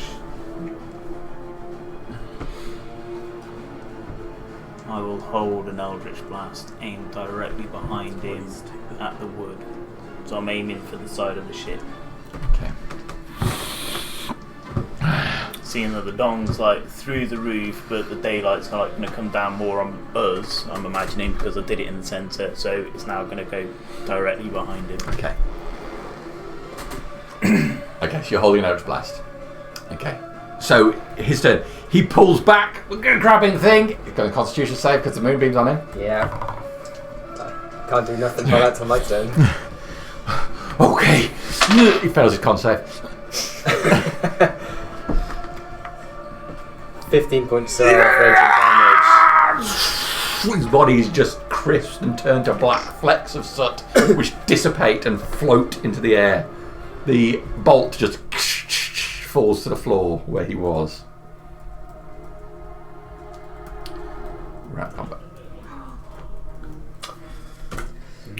Sorry, I know you tried to save him, but I'm not. No. That It was going to go one way or the other, Yeah. wasn't it? I'll reach forward immediately and grab Father Hal to help steady him, because I imagine he's kind of like starting to fall forward a little bit, or backwards. He's got like a black smear up the back of where Are you okay, pressed Father? against him. Well, I've had a particularly tarry poo. Well, that was a little bit alarming. Let me see this wound of yours.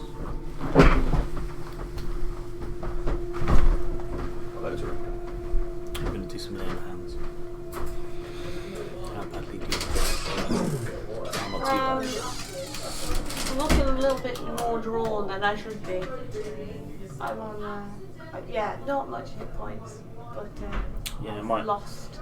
I might do it to cure any disease, to try and neutralise whatever that vampire That's might a good idea. Yeah, that's what I'm thinking.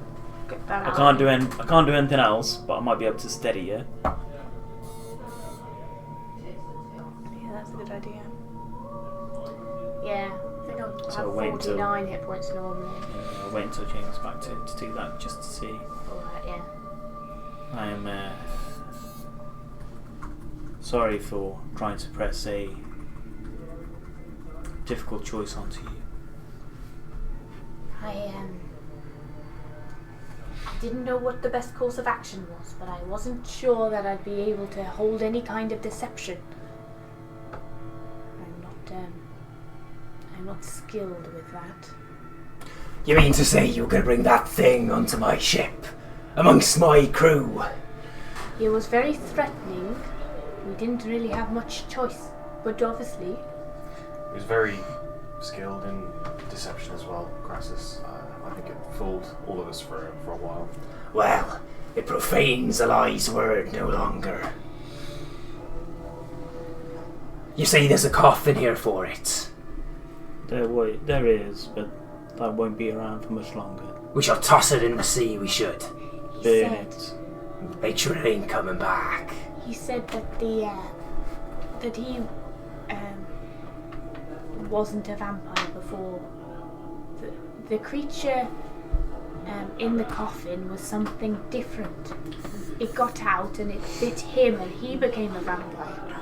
He says he was tall and pale, almost white. Like an orc, he said. And when the ruse was dropped, he said that he still saw this creature attack him. I've seen some vampire bites before, and the injuries and the bodies downstairs are not like ordinary vampire victims. I believe him. As much as it pains me to say, I think you're right. It's best we burn the ship. In the captain's quarters, there is an altar. That's what we saw through Kira's eyes. Perhaps we should go take a look in person.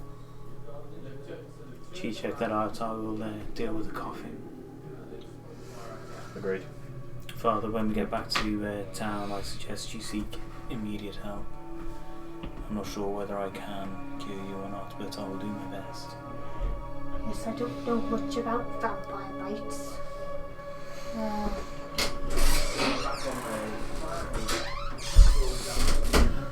But I will do what I can.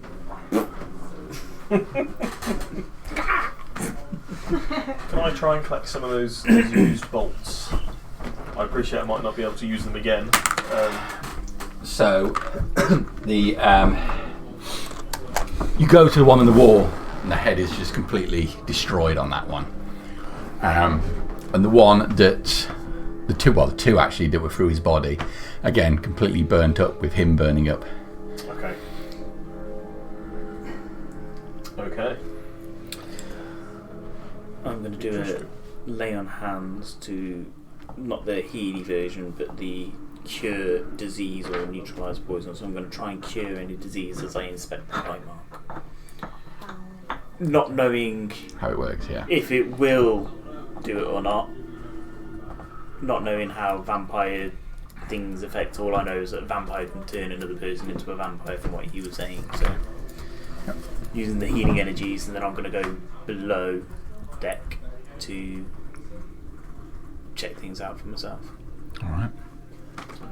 Well, sorry, you go first. Well, I was only going to fluff it and open the satchel in my bag, and Eagle will climb up my trouser leg, sort of collapsing up halfway in there, so he just falls into the bag in a little sphere again.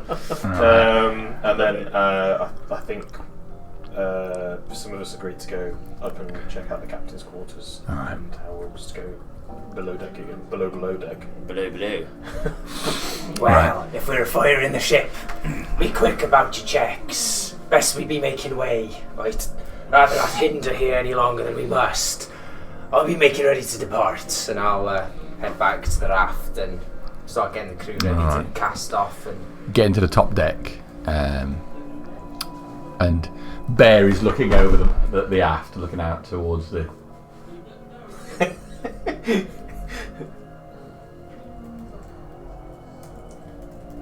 Well, Silif is looking more towards this ship. Looking over to you. Yeah, Bear's like What happened? I saw explosions and it went quiet. There was a vampire, but it profanes the lies good world no longer. Right. Gleason is shouting to the rest of the crew, be ready to turn the ship and ram it! Also find that Percival. He needs to go over the side. Captain, I see you're okay. You've got all of your limbs, I hope. We'd be fine, Gleason, don't you worry. Make preparations to cast off. Not quite yet, but imminently. We'll be firing the ship as we leave. Won't be the first time I fire a ship, Captain, nor the last. Well, make the preparations, Gleason. You start shouting to some others. Yep, okay. So, they're going down below deck. I'd like to wait a minute to gather myself and then follow down into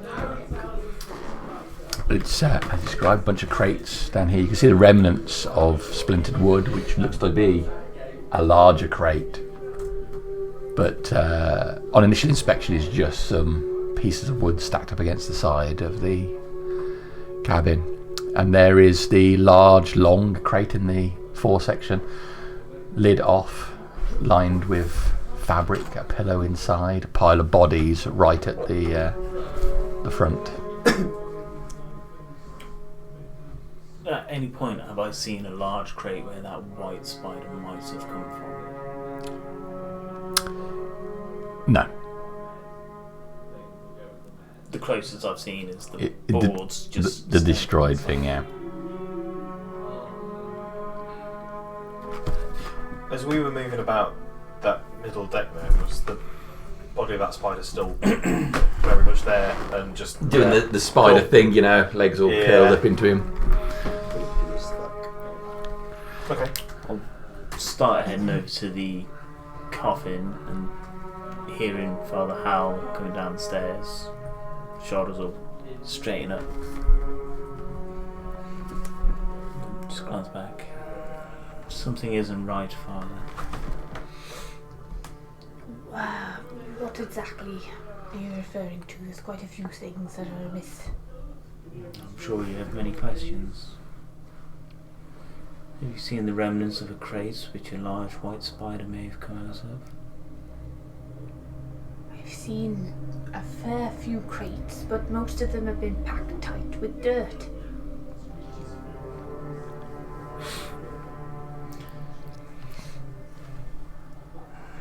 Something just doesn't add up. I'll casually just be getting a torch and starting to light it. Meanwhile, up in the captain's cabin, you go in here. It's a mess in here. Avoid the holes in the floor. There's a hole and the dong's still there. Yeah, it hovers. I think it's for a minute, so maybe it's just dissipating. Okay. So like a massive modern art sculpture that would be the blight of a town centre somewhere. With a misguided council annual budget spend just... It represents virility. Represents the assault on my children's eyes is what it represents. I do not need that on an island when I'm driving to work. Imagine if it was. Oh my god, every day we all be giggling in the back. I know that all of these mine pits can be a bit weary after a while, but I'd rather that than a massive cock. We'll just make it in, even if it isn't a cock. Alright. So it's there, but it's just starting to dissipate. So yeah. But looking around the room, you can see that there is, over to one side, there's what looks to be a large square stone with some fabric just to the side of it. The top of this stone is stained a dark colour, separate from the grey on the sides, as if something has been spilt over it. There's also, as you would expect, a captain's cabin. There's what looks to be a bunk on one side and a desk, chairs, but it's all awry, as if the cabin has been turned over. And also there's a massive hole in the floor. This big stone tablet. Can I tell what it is that's been spilt on it? Is it blood? It looks like it could be. And is there anything to give away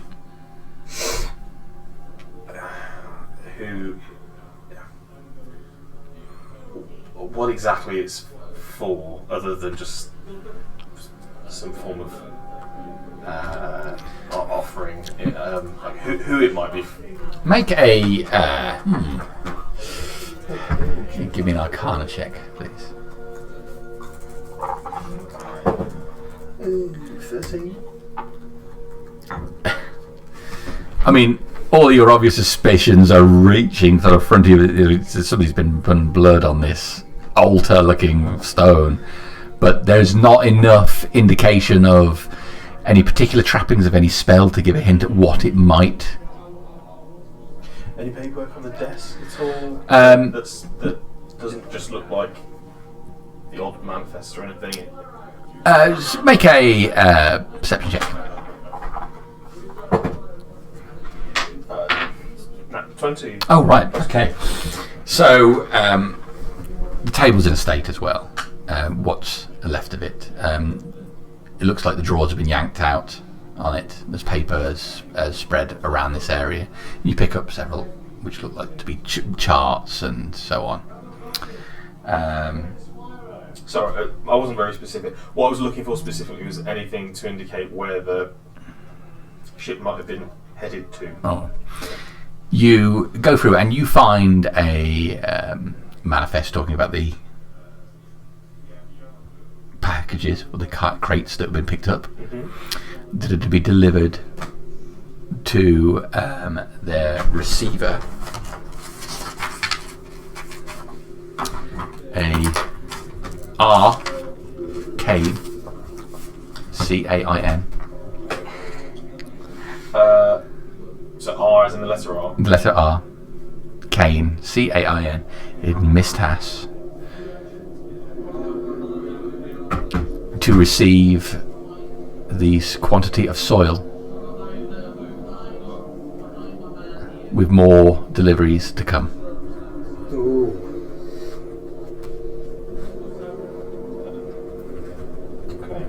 Although Mr. Arcane sounds like a joke name, doesn't it?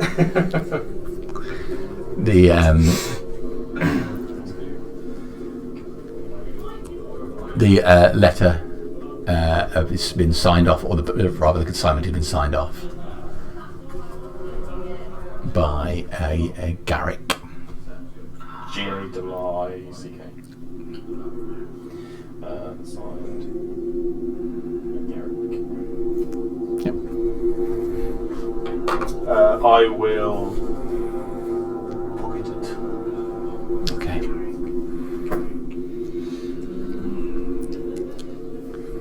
How is Cain spelled? C-A-I-N.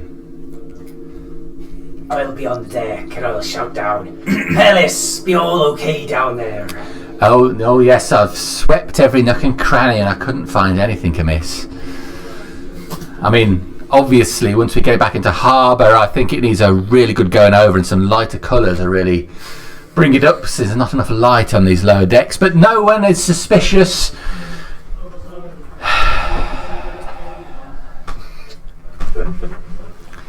I think I've been on a bit of a fool's errand myself, sir. It looks like Gleason's having all the fun.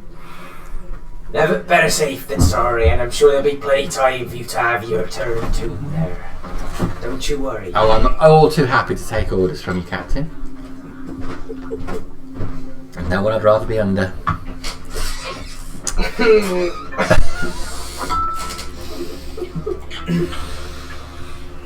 We hand the back over ready to make where he wants ready to go.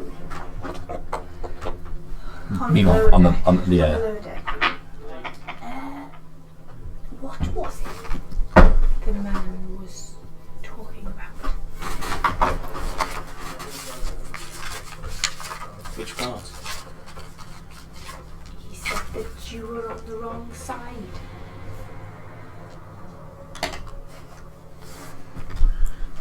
Could have meant many things, Father. from your side. Can I answer that?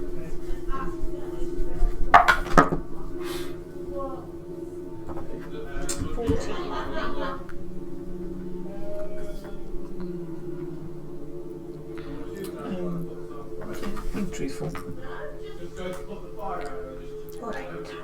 Just a bit odd for him to say it, really, wasn't it?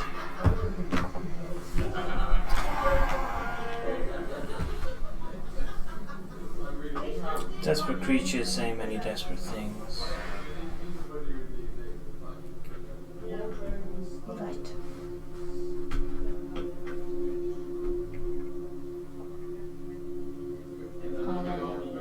At this point, he's lit his torch.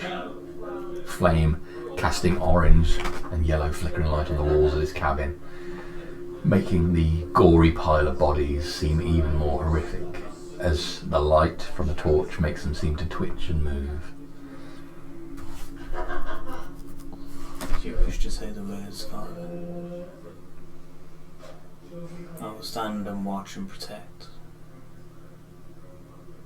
I guess I could. I'm not particularly, I'm not particularly adept at this part. Do you have any experience, or should I go ahead? I'm normally the one sending them to where they need to go. Alright, I'll say a few words then. I'll stand by the bodies. I lay these dead souls to rest. May they travel on. And then he'll pause, thinking about issues. May they eventually reach Gar's embrace and pass on to the other side. Make a religion check for me, please. Have a hand.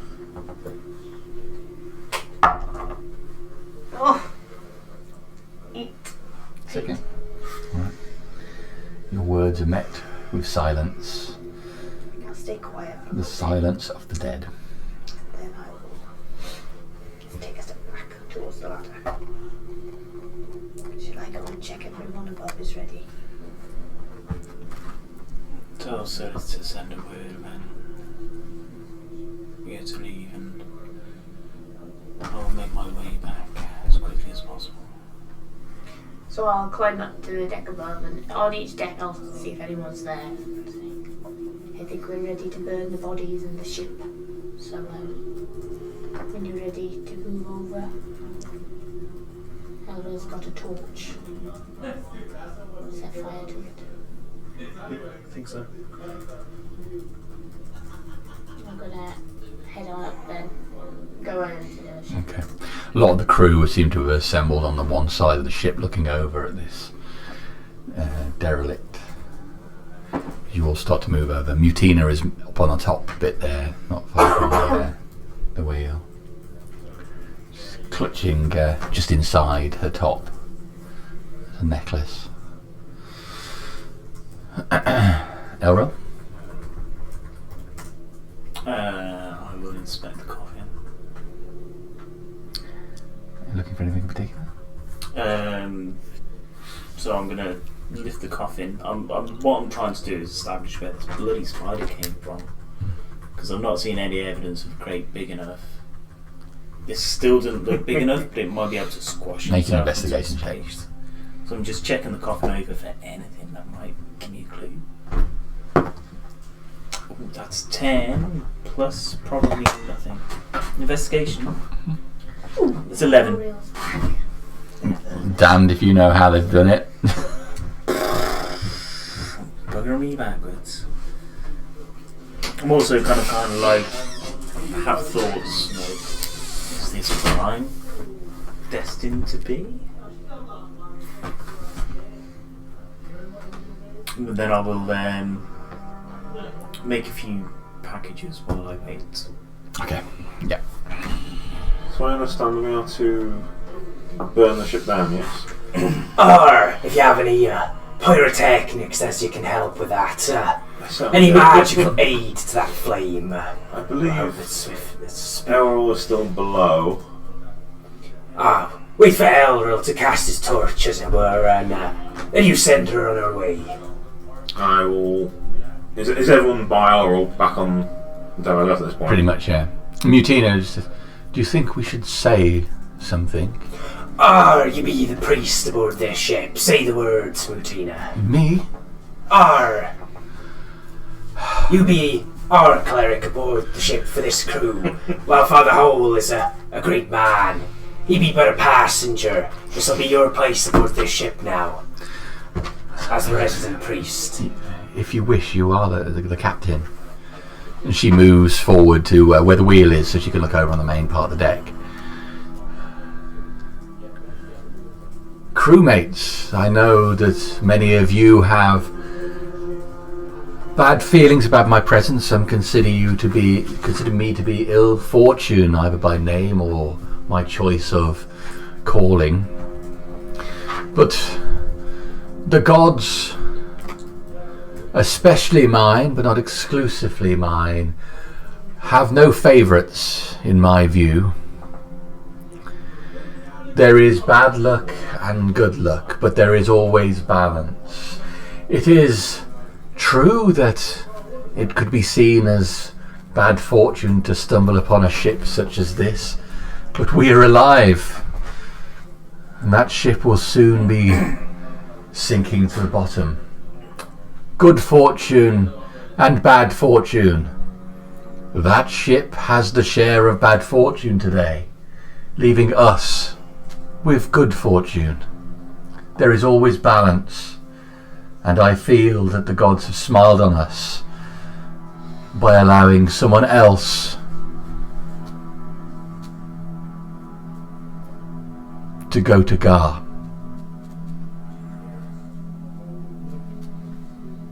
Think of the dead. We did not know them, but they have journeyed on to another life. And then think of the living, us, the fortunate. There are some nods and murmurs of general agreement, and yeah, we are lucky. Was that okay, Captain? Well said, Mutina. A fair speech. You did justice to those, well, the less fortunate. And they are the less fortunate. I'll notify Elril, and I'll cast a message to Elril.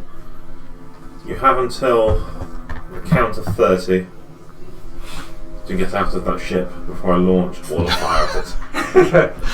I need longer than that to cross the plank, fool! I shall make my way. I've seen it move fast. Just count the rounds here. It's like 5 rounds, 4 or 5 rounds. Depends how much he's doing. Yeah. Do you want to go straight away, or are you going to finish what you're doing? How many packages can I make? Well, I'm going to say really, to make a package, it's going to take you probably 20 seconds. God, that is some swift work. It is really. Okay, what are you doing? I'm being generous, really. I've been saying, how long does it take you to wrap a Christmas present? A long time, it's not. Well, or just wrapped. Yeah. Depends, are we poking them with sacks? Or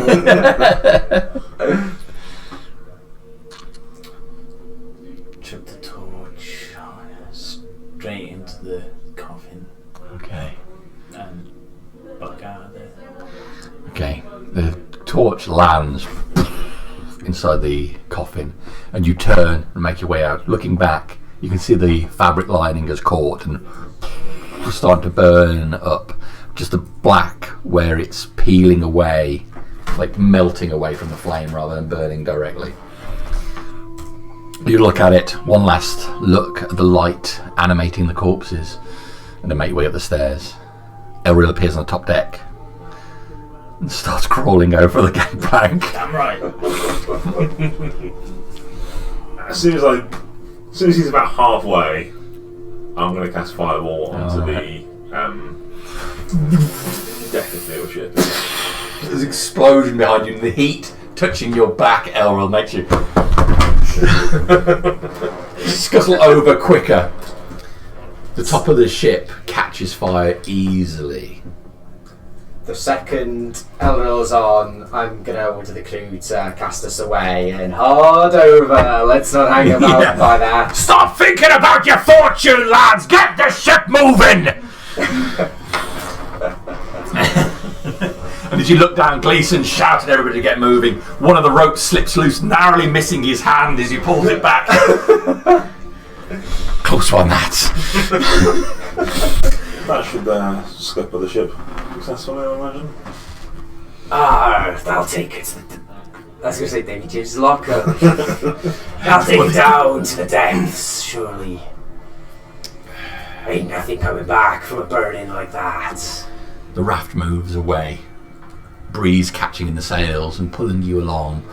Look back shows the ship behind you, top decks burning, leaning more and more to the side until the masts touch the water.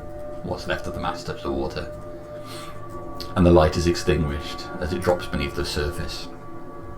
There she goes, down to Eli's embrace. She won't be returning no time soon. Okay. Set a course to Misthass! And the ship sails on as the sun starts to head rapidly towards the horizon. Okay. Anything else we'd like to do while we're travelling this bit of distance?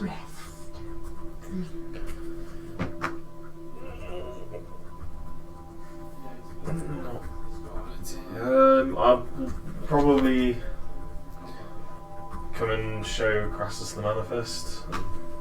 You remember the sea. I don't know whether you've taken on contract work before, but do you know a Garrick or an Arcane? I assume the Arcane is a play on words. P.I. Staker. Yeah. Can I do a knowledge history check as a sailor? Have I heard of these people? You can, yeah. You can go. It's probably not great. So Histoire is 11. Nope, doesn't ring a bell with you. I ain't been hearing these names before. Well, that one looks like a joke there, doesn't it? A Garrick. Not a name I'm familiar with, but perhaps he just didn't frequent the port that he came from. we should look into this at some point, but let's get your ship back to Misthass. It says here you were bound for Misthass, so perhaps you're Arcane.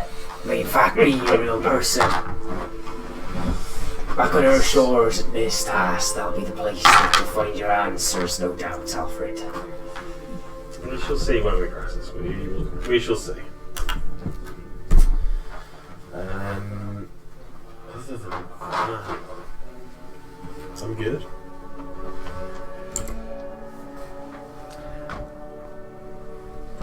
Okay. I'll be keeping an eye on the ship's priest. Yes. Yeah. Okay. I'll shout to my companions. Rest easy, lads. Well, soon we'll be pulling into Misthass to resupply and we'll be on our way. No need to disturb yourselves. I'll see to the necessaries so then we can get underway as soon as possible. Get your rest and you... I'm woken up from my sleep by Crassus is shouting. Okay. You wake up to see Pellis nearby. Oh, I'm sorry, I didn't mean to disturb you. Just having a rest. Oh, well, don't mind me. You just carry on doing what you're doing and I'll carry on doing what I'm doing. He's coming for your wooden doll. Well, you look over at him and he's sort of turned and he's pushing on the walls. I don't think too much of it. Go back to sleep. You turn around, he's jerking one out. Yeah. Oh, Man well, after my own heart. there was a nasty scene in House of the Dragon this week, which was pretty much that.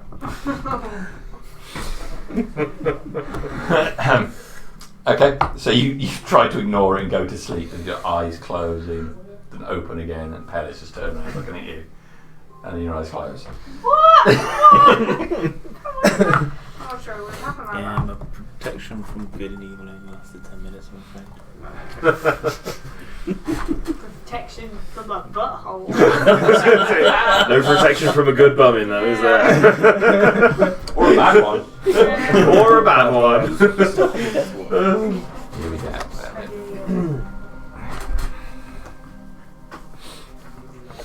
Time wherever the wench is.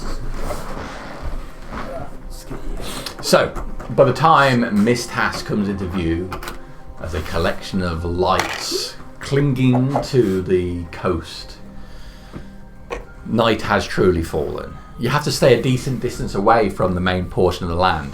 The reason why the colony was settled here in the first place is that there's a whole string of rough crops of land, outcrops of rock, all along the southern coast, making it difficult to get ships in and out. This point on the westernmost, southwesternmost coast is the first open place on the whole landmass. It's an ideal defensible position. Will we have had a short rest? You will have had a short rest, even Father Howell. That's a very important question.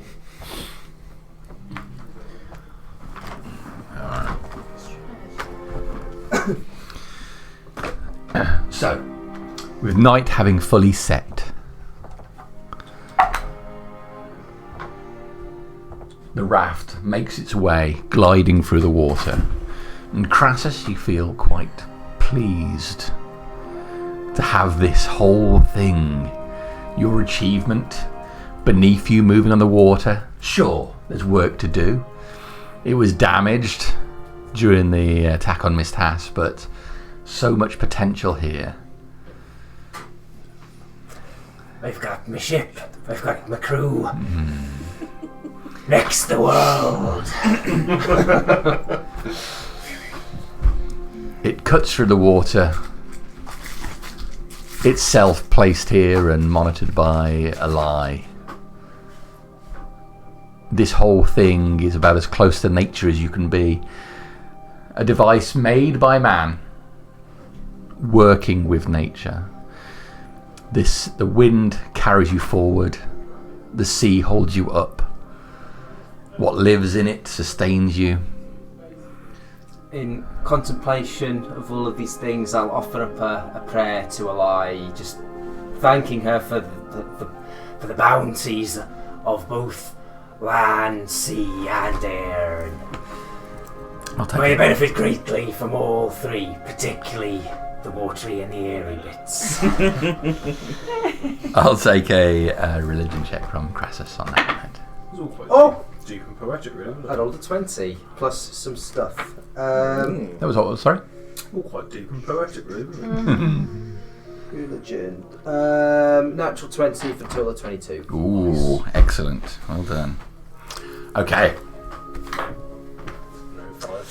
I'm sorry for pushing Brendan over. All right. So the moon is already high in the sky by the time darkness falls. It rose up during daylight hours, but now is bright white, and light cast down on the water, making your trip clear to see.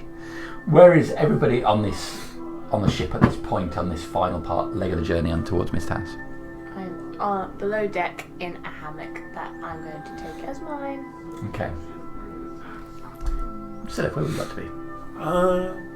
Probably still on top deck, Okay. just looking out at the expanse of the ocean. Happy where you are? Yeah. That's what place you'd love on the side, yeah? I want to ask you why, but... Why do you need to know exactly where I am? On the ship, tied to the mast, ready at all ready to cut times. anything. Eyes open, looking all round me. Sorry, what time are we getting? Are we Howl just... off the top of the ceiling.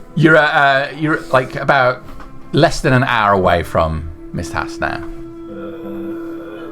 Okay. The wind has dropped significantly, but you're still making forward progress. We had a short rest as well, didn't we? Yes. Yeah. I use arcane recovery to get some support, just in case. I've got my Pact magic book, which is 100. all the way at the back, up here. Okay. Just chilling, enjoying the view. Breeze through my hair.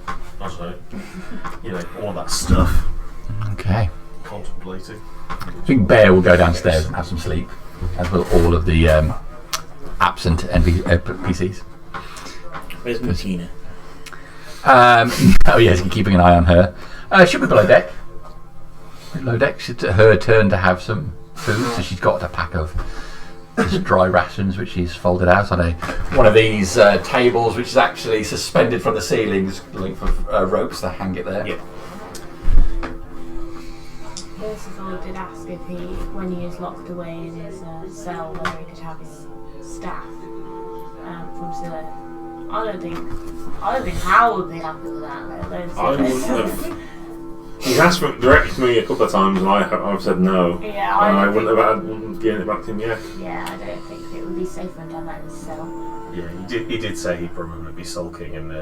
It's like giving him a weapon that we know what it does when he's locked away. Yeah. Ooh, it doesn't sound Have good. it in combat, not against us. Sorry. I'd join Martina. Oh my god. Well, I don't think we've talked. Mutina, Oh, no. I would offer you some food, but fortune has it that I've only enough for myself. Thank you for thinking to offer. Enemies to lovers. They're gonna smash. Opposite attract. So, what fate brings you on board our ship? Being in the right place at the right time, I presume. That's the way most things are, I find. What about yourself? Wrong place at the wrong time. Which one recruited you? The very shouty loud one, or the one who wants to please everybody? Not quite as simple as that. I think they'd like to think I was recruited, but as I say, it was chance more than anything that brought me here.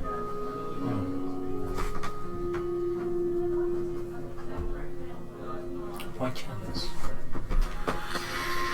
Well, truth be told, if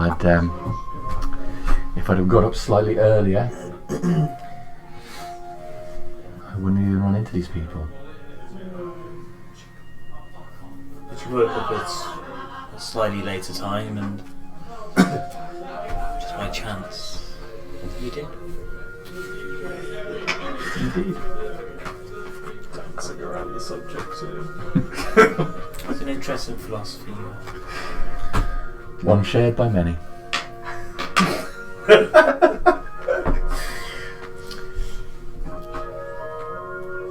What makes you believe it to be that way?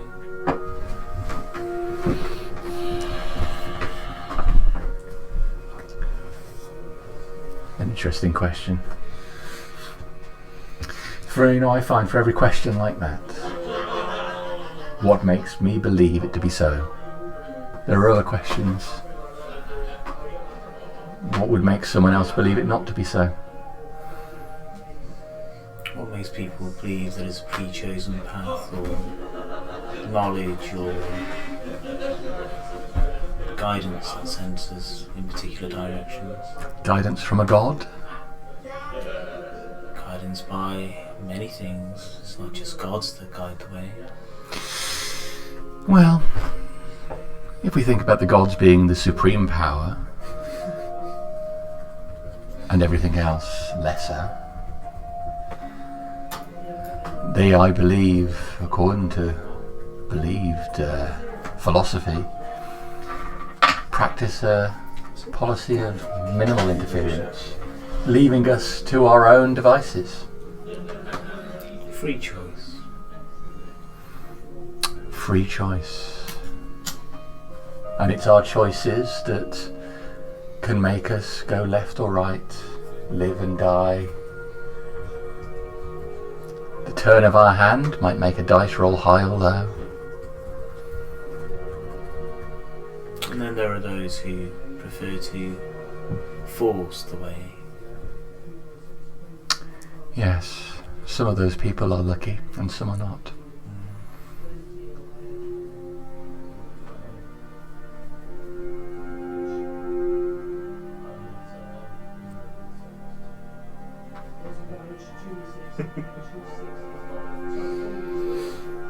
It's a pleasure meeting you, Tina. Yes. Interesting. Did you get what you wanted?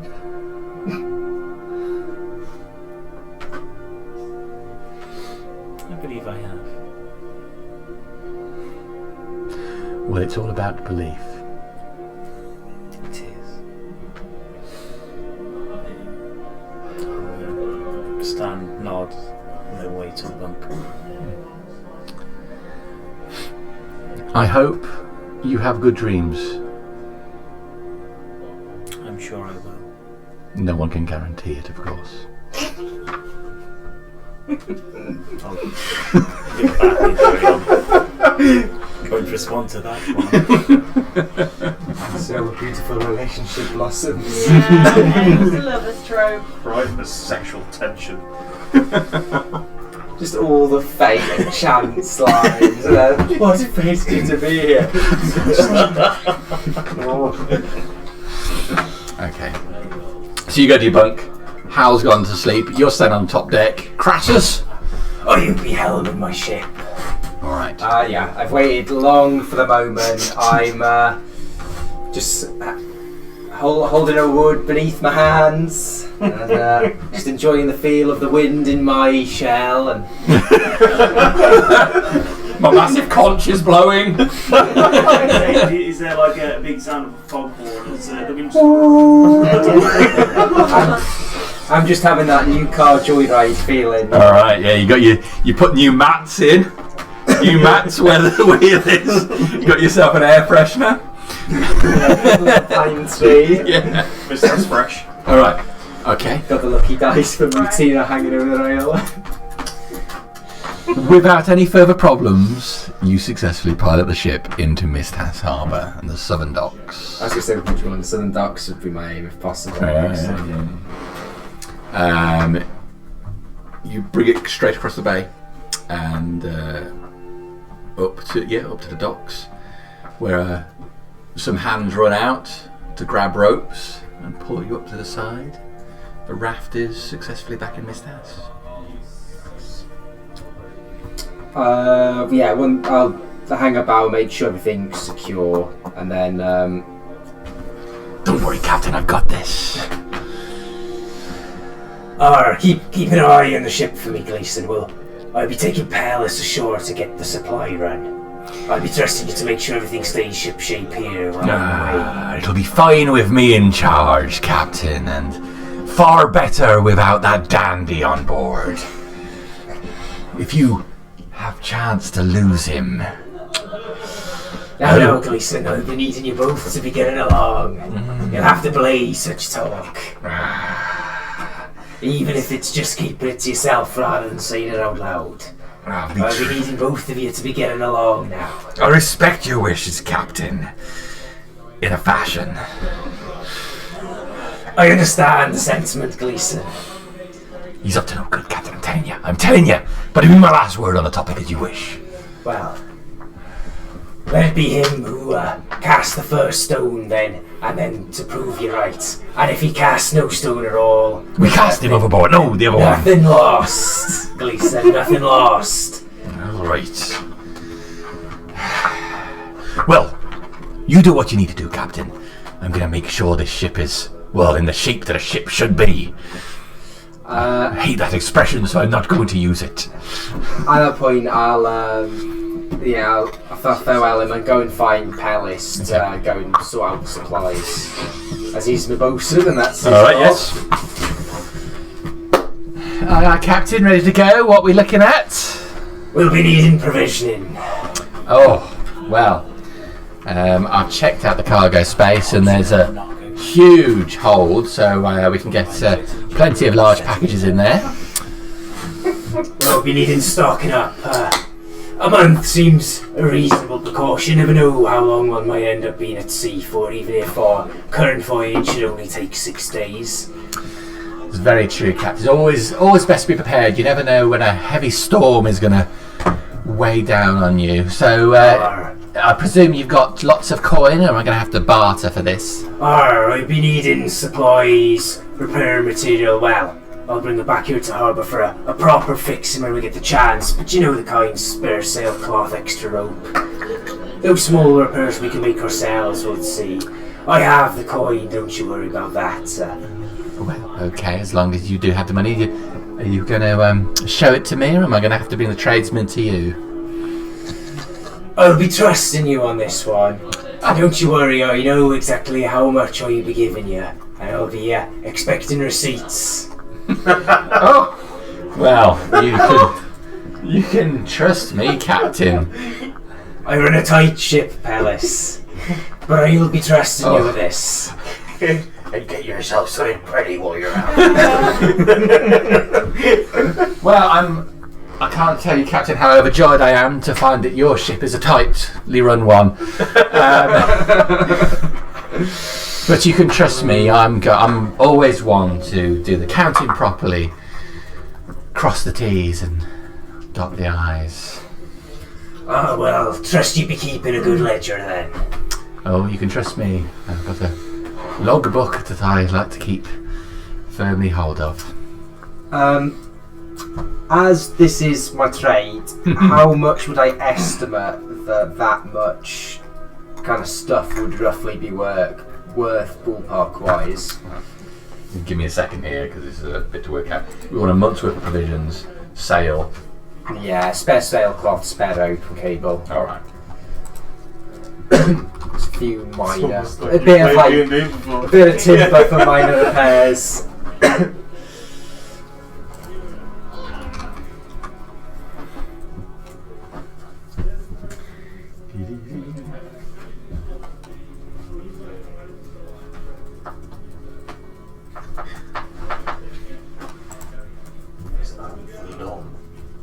The dome. It's literally the dome. I didn't realise it had a bidding. Yeah, Dad was reluctant for a long while, but eventually he printed it, and I made sure to put a glaze on there so it's nice and shiny. I Do you know why I was reluctant to do it, don't you? I do know, but go on. Because nobody makes one, so I had to make one. So you had to. Well, I'm quite sure we know somebody Yeah. who does make them. That was formerly the base for a spiritual weapon for a rolling pin. That was a rolling pin. It used to be a rolling pin, and now it I isn't. can see that. It's bending a little. Oh, I didn't have to make it that much. I did find an STL of a penis, so then I just had to blend the two together and make it work. I applied quite And then I deleted my search history. a lot of work no, you didn't. into It's at the favourites bar. That's my homepage. Oh my god. I don't know whether I should mention what is on your search bar at the moment. What is on my search bar? What Dan sent you. Oh, yeah. You can talk about that, yeah. That you look at every day. Mm.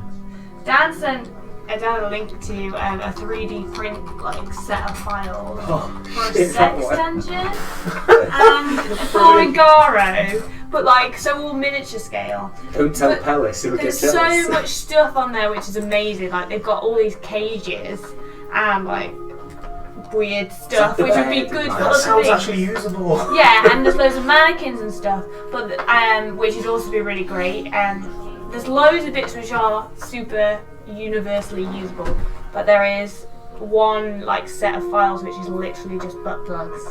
It is like 4 butt plugs, and we were like, Beautiful. what? With diamonds on and stuff. I don't know what you need, but the rest of it is really good. Here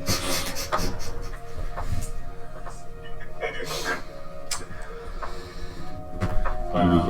That's going off into his special favourite folder as well. He calls it Monkeys and Memories. Okay, so what I'm going to do, Sam, is I'm actually going to do a bit of research on this one. Cool. So we'll go off on the shopping trip, but then Pellis will have to come back with some pricing. There's a whole massive article to read on the topic, so I'll do some research. I've got about 900 to £1,000 on spare cash, and I've got other things that I want to try and acquire myself while he's out there, so I'm not sure. Yeah, okay. I can dip into their wages to get more. So I do have more money available, but I put myself in a dodgy situation. It shouldn't be. You shouldn't run out of that much. Yeah, 900 is a lot. So let's have a look at what else you want to do, and I'll work it out. So we're just looking at provisions and sale and cloth and everything at the moment. So I'll give him the ballpark amount. Okay. And I would like to go out in search of ballast and rowing boats. Oh, okay. As a bare minimum. The rest will have to wait until we can get her into reef in it. Okay. So let's go Nighttime Town. Alright, so Miss Tass itself now is a collection of torches, lanterns hung from posts around the docks. There are the sounds of jovial celebration and singing as one of the drinking establishments nearby is packed with sailors who, now the night has fallen, have decided to go and enjoy some downtime. People move through the streets, bumping into each other depending on their state of soberness, while some still hang around the docks, loading crates and so on. Everything seems to have settled down now in the southern part of town, seeing as the docks have reopened for the general public. It's not crowded, but it's night time. Several warehouses and fish packing buildings are within sight. And there are a couple of other buildings which offer accommodation looking out to the sea. Not in the best state since the war. So you're going to go and look for ballistae and so on. What's everybody else going to do?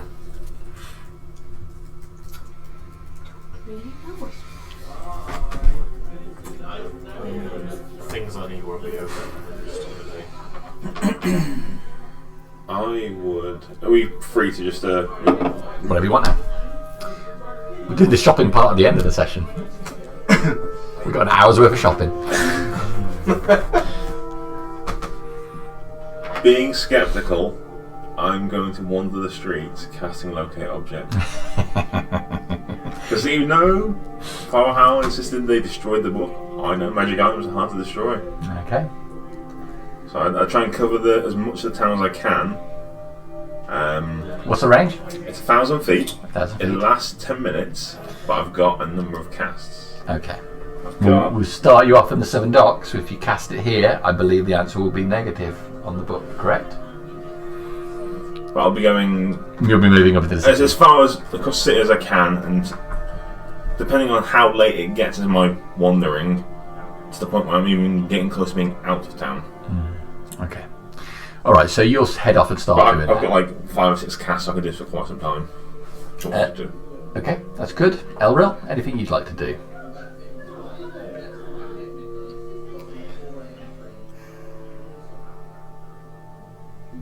Do you need some time to think? Yes.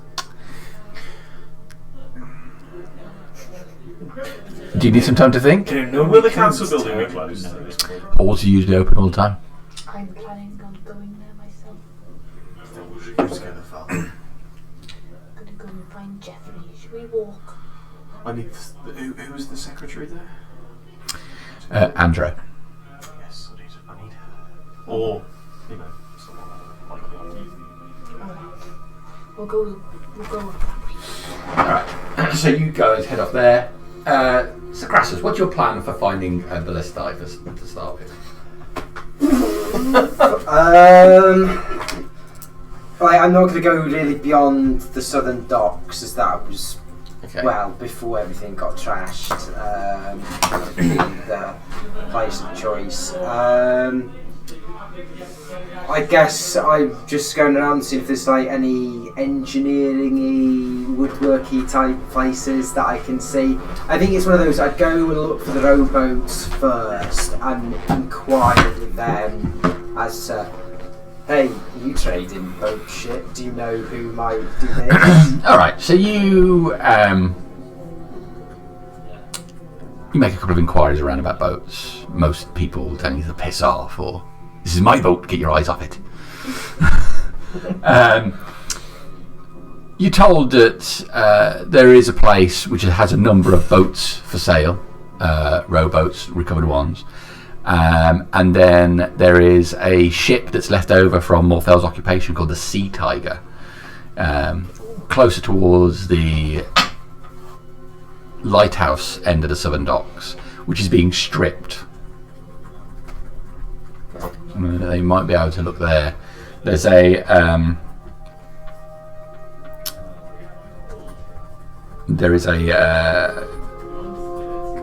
what's the right word, Captain? There's a man in charge of this anyway, named Mert Slater. MERTSLATER.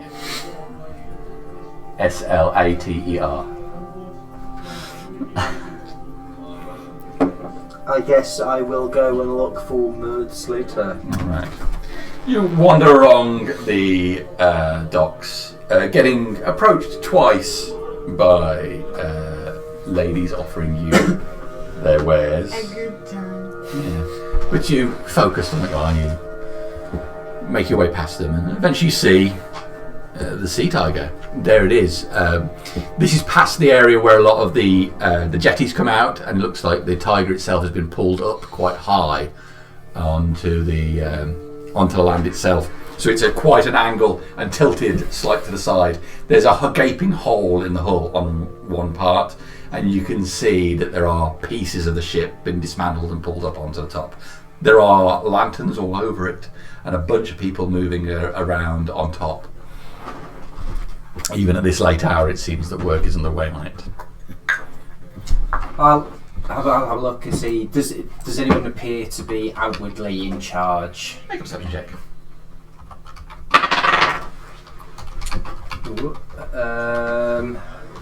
Perception. 15.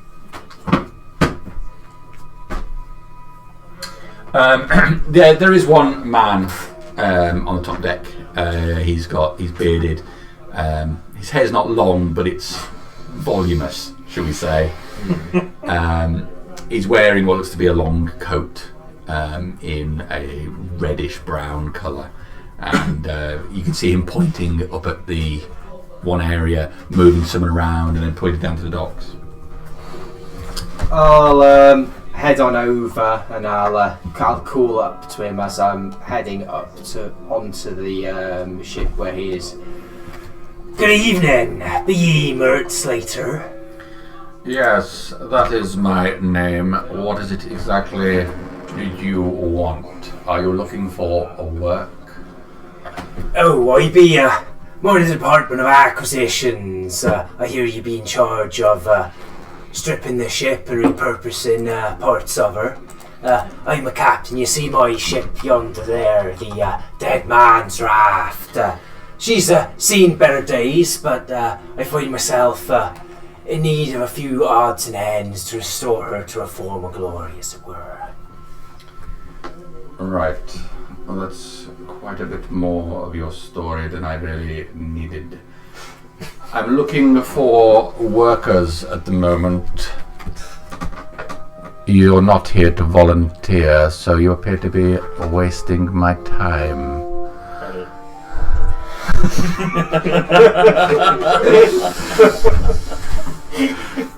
Are you sure you don't have no leftover rowboats or potentially any ballista left on the ship that you'd be willing to part with? I have the coin.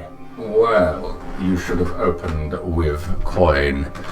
I have plenty of both and plenty more. Is it just a deal for a ballista and a boat, or are you going to make this worth my while? Well, what you have that might make it worth your while?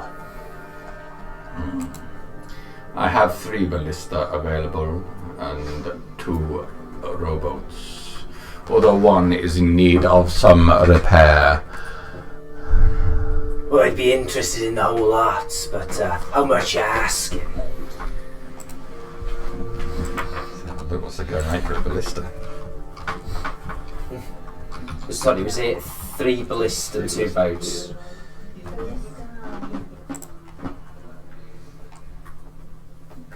What with a key at the end of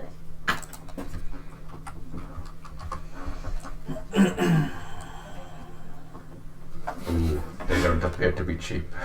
They're bugger. No, I didn't think they would be, but Obviously, the one you see there has seen some action already, but it is in full working order. Would you care for a demonstration? If you're offering, I won't say no to just seeing the quality of the goods, as it were.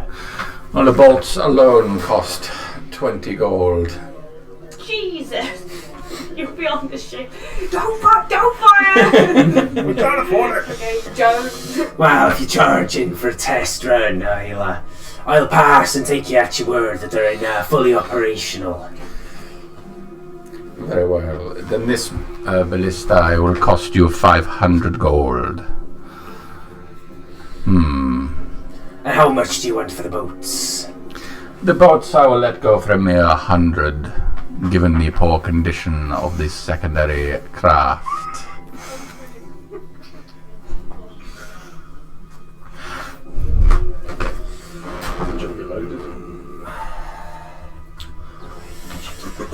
Do you deal only in coinage, or will you take other denominations? and I've got the diamond around my neck, like on the thing, and I'll just like fish that out of my shirt and like flash it and pop it back away to give the hint of what I'm meaning.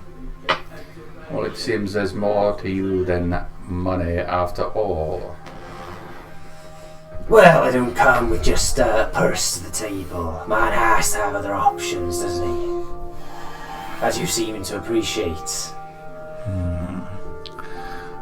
Well, it is a diamond shown at some distance. It will need to be properly evaluated before I can set up any kind of trade.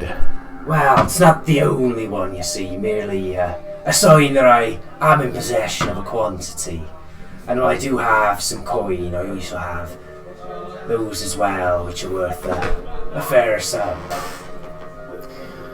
Well, you have coin, I have what you want. Let's rub those two together.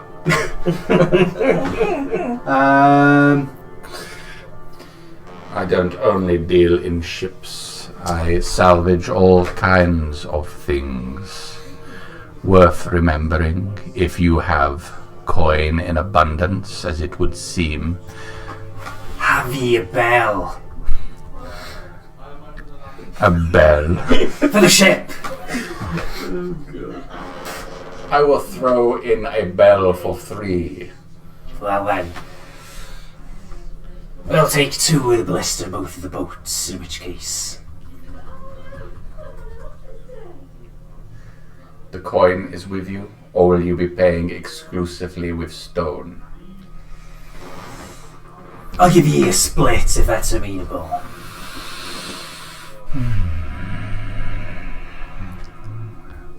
I'd like a closer look at that stone before I say yes. Well, instead of that one, I'll swing my rucksack round, go fishing, and I have a bag of diamonds from that time we got rid of that diamond elemental in Odineth Cross's house. I have 11 diamonds that are worth 50 gold pieces each, and one that's worth 70. Okay. Can't put the rest of those in that bag. And then I have the rest in gold pieces. I can be full. Okay, so Mert has a table up on the deck. You just lay it out in front of me so I can properly inspect what we're trading. I'll lay them out in separate denominations, and I'll just jangle the purse to indicate I do have the rest. He brings a couple of lanterns over to make sure he can properly inspect them. It seems, Mr. Crassus be my name. We have an arrangement. Unfortunate for me that I will not have to relocate these myself. Will my men need to bring it to your... He looks down the harbour. Ship. I have men of my own I can send over to collect. Very good. I wouldn't want to waste your men's time as you'd be looking for a greater workforce for the salvage here. Well, there's other things. I find in these troubled times, people are always abandoning their belongings. Send your men. I'll have the items produced nearby. A pleasure doing business with you, and I'll put my hand out to shake. He looks at it, narrows his eyes, and then shakes your hand. Excellent. So that's How do you pronounce your surname? allow. I stole it from the Crab House people in Morrowind. Love it. I went double crab for my name. Sorry, just trying to do mental maths. Remember, Mr. Crassus, there is plenty to salvage, but more at the bottom of the ocean. Plenty has been lost that needs to be found again. I'll remember that for, well, I have a venture in mind coming up that I'll be heading out for, but past that, my ship and my crew will be entirely at their own disposal. Where is it you intend to go?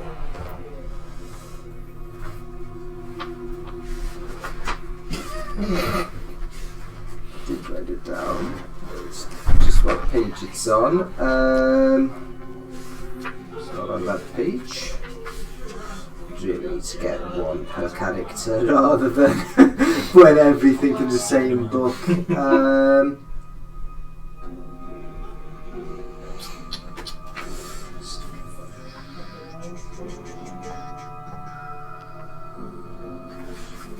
Sorry, it's back the other way.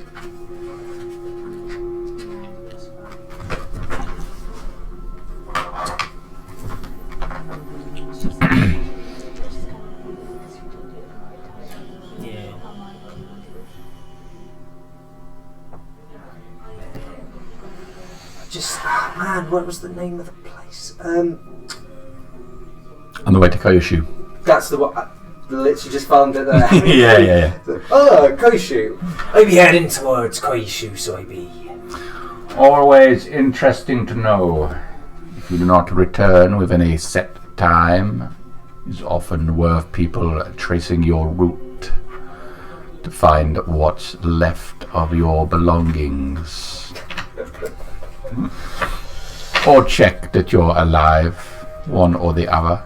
Well, I certainly plan on returning, even though the fates don't always have it in that way. Very nearly everyone plans on returning, but Gar ensures that is usually not possible. Well, I'll leave you to your work here, as you're clearly quite busy. My men will be over to collect presently, and I'll, dish down the rest of the coin to him. I am busy, Mr. Crassus, but I will always make room and time for a man with coin and diamonds.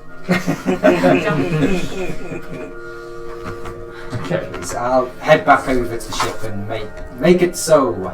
All right, good. 1,000 gold lighter, Jesus. Now you have a ballista. Ho, ho, ho. 2. Was it not 2? 2. 2. I was like, shit, has he fucking shortchanged me?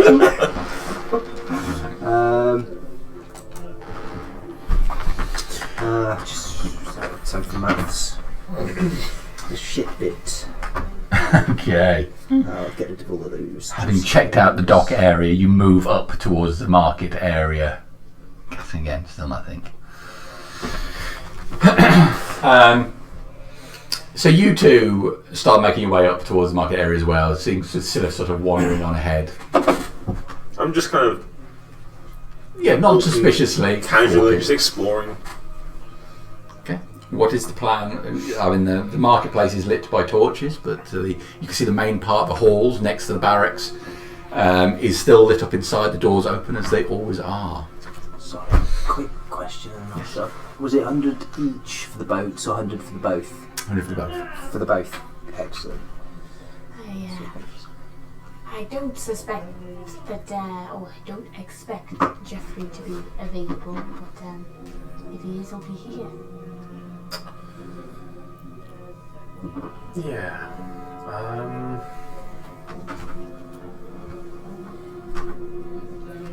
Yeah. I mean, I don't know how long we're going to be here for. I imagine Crassus will want to set out as soon as humanly possible. Yes, I believe as soon as he's got the things he needs.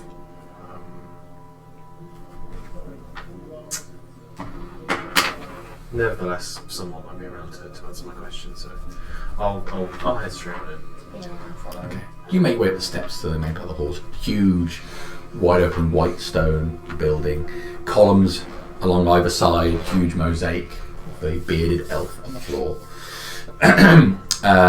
There are chairs around the edges of the room and tables and benches and so on, and then behind those columns there are a series of doors with one large double set of doors at the far end of the chamber.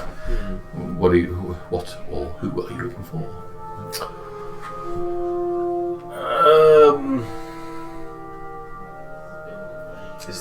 Is there like a reception desk? That sounds stupid, but like... no, there are some desks which have people working on. I'll just go to the nearest one. Okay, there's a youngish looking woman there who looks quite frazzled, tired, working through this pile of paper, taking a piece and putting one pile on one and another pile there. Excuse me, miss. Oh God! I didn't mean to startle you. I know She it's looks up and then looks towards the door. Oh my goodness, is it dark? I'm never going to get this done for the morning. Yeah, I'm so sorry. What was it? Yes, sorry to bother you. No, it's quite okay. I probably need to take a moment from this. I'm making mistakes. Has a census ever been done for Mistas? Oh, I don't think so. I think the idea has been floated by the council recently. The former hallmaster Sten had some concerns. He's repeatedly raised about who exactly is in town. Okay.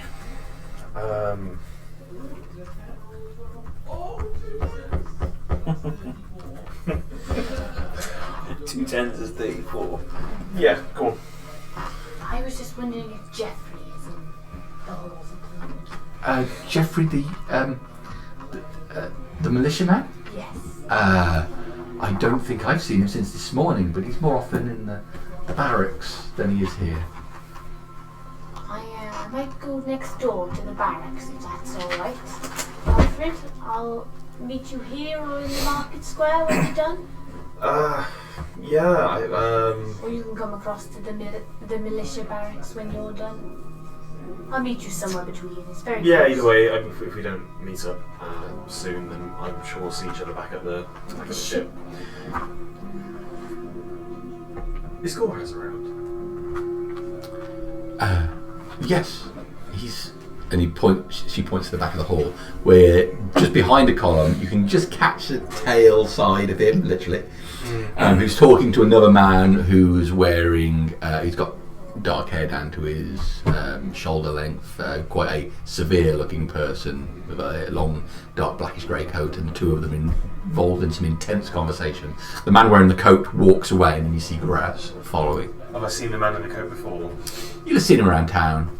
But no one. He's not normally walking around town. You've seen him in this area before. Yeah. Okay.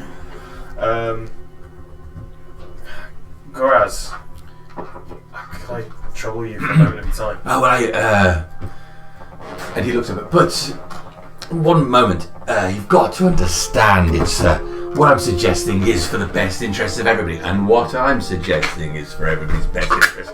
And it is a conversation that shouldn't be had here. It is not my decision to make, nor is it yours. That is why there is a council now. But I'm finding so often we're getting caught up on discussing minutiae and trying to, well, avoid doing the things that need to be done. Surely you can see what I'm saying. Goraz, I can't agree more. If anything holds us back, it's not making quick, decisive decisions. Well, exactly.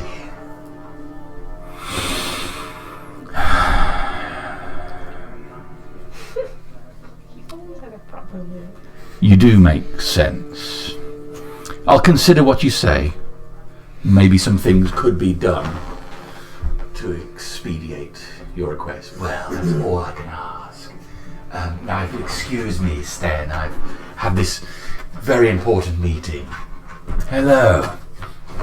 I'm glad to see you fit and healthy. How are you? A little trouble. What was that about? Oh, council business. Don't worry yourself. Can I insight that?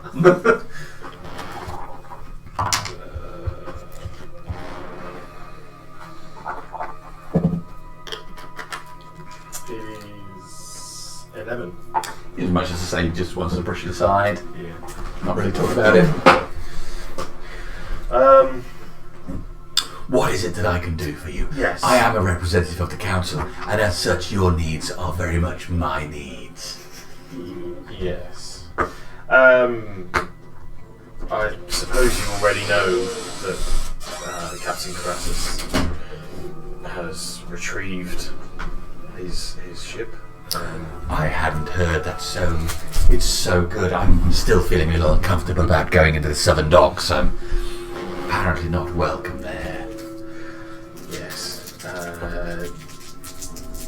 That aside, while we were out, we encountered a ship with... I can see you're nervous. Come here. And he takes you to a side room, opens a door, takes you to a side office. Have a seat. Drink? Yes, please. He goes over to a cabinet and produces a bottle. Pulls that popper and top and pulls a small amount into it. There. Now, have a taste of that and calm down. Okay. Drink. Whatever it is, we can work through it together. Listen, Graz, I don't find it particularly easy to trust others, but I don't see that I have much choice in this. You can trust me. I'm looking after your best interests. We encountered a stranded ship. It had...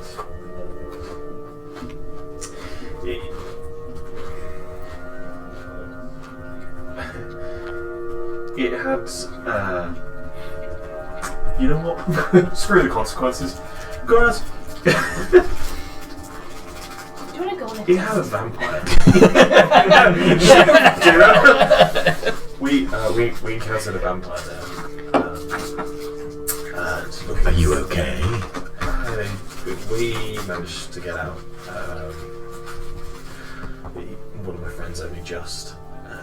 Who was hurt? Do you know of Farhow? Oh, yes. Oh, yes. Well, I know all about him. It's a significant person in town and very much has the eye of the council. But it seems... Do you know a Garrick in town at all? I don't know a Garrick in town, no. I don't know a Garrick even out of character. Yes, well, their name was on one of the manifests. This ship was headed to Mistas. I believe the vampire intended to stay here, or at least they intended to arrive here. I think I need to go and talk to this Garrick, but I don't know where to start. Well, first things first, perhaps I should send some of my people over to salvage this ship. That will be difficult.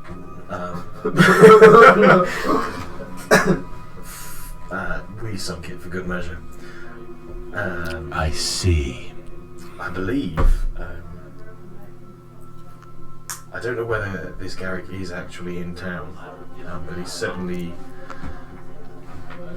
sending items to someone who's using a false name.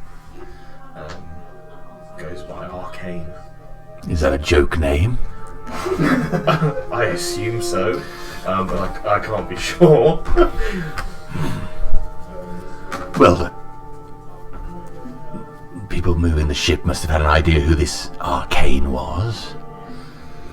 Or if they didn't, they'd have known where to ask when they got to town. I'll tell you what I'm going to do. I don't want you to worry about this anymore. I'm going to take this issue to the council, and we're going to find out who this person is. And I'm going to put all my best people on finding out who this Garrick is for you as well. I feel like maybe I've opened a can of worms.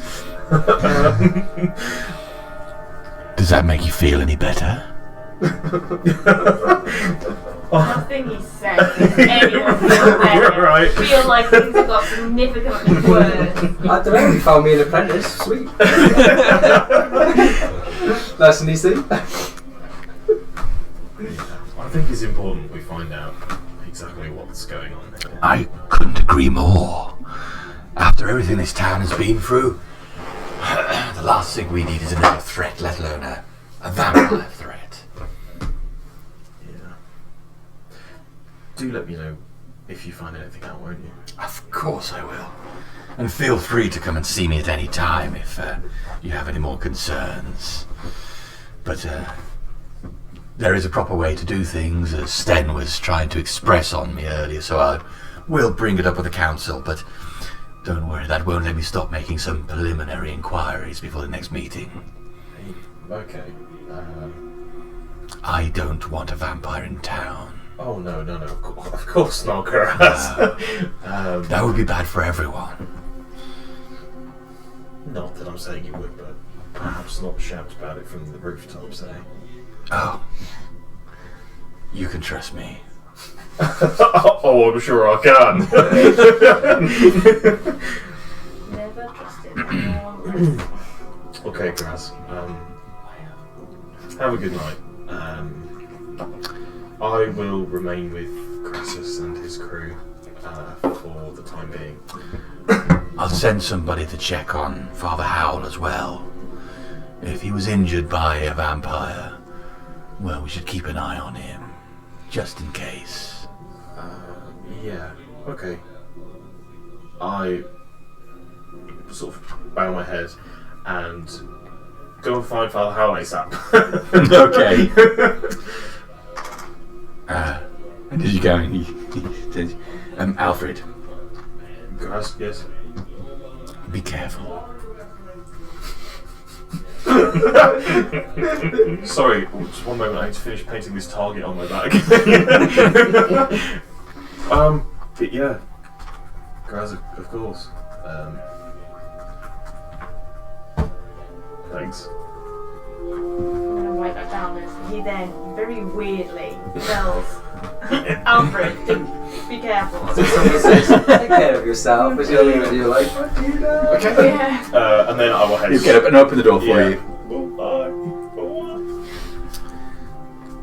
Yeah. Sort of walk out.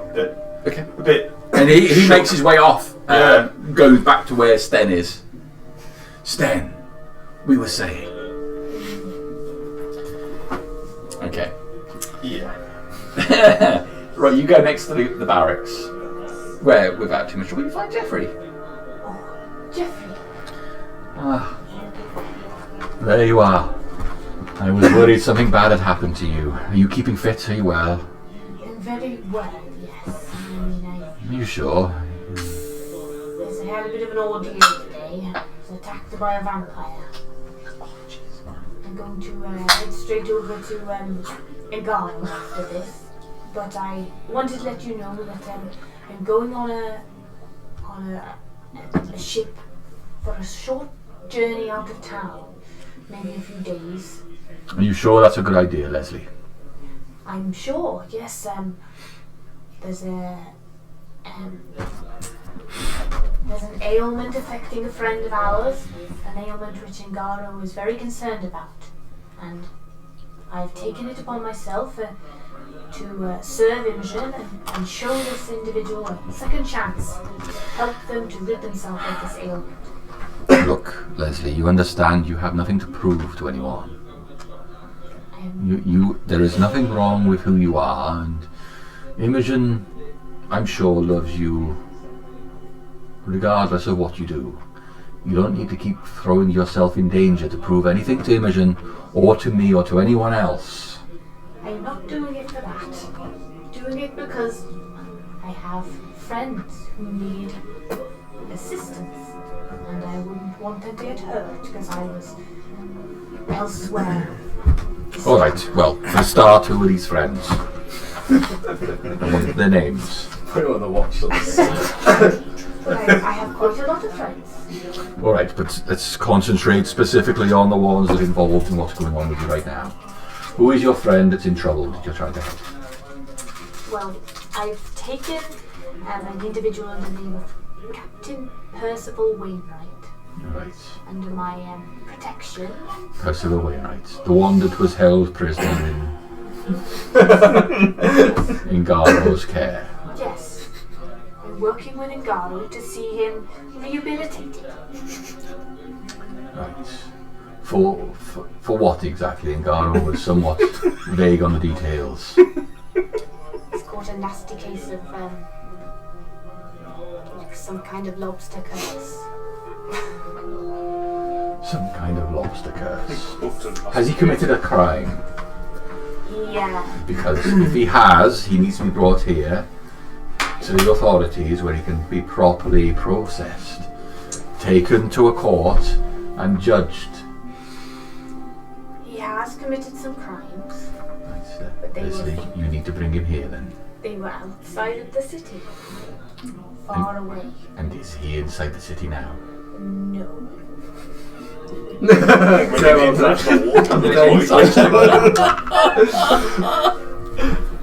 I'm inciting it. I actually went, because like, he's on a boat in the docks. Is that in the city? I think there's a bit of deception. It's not like you're saying, "Oh no, he's fine. He's on a boat in the docks." You're obviously trying to avoid it. So Oh dear. There goes to not being able to tell lies. So. Leslie, Well, he's technically on a boat outside the city. if he represents a danger to the people of this city, that's why they've got a council in place. I understand. Because there's supposed to be law and order that people like us don't try and bypass. I'm not trying to bypass it. I'm trying to show him what's Okay, I've spoken to a guy. The issue is that he's got a curse. So it wasn't his fault.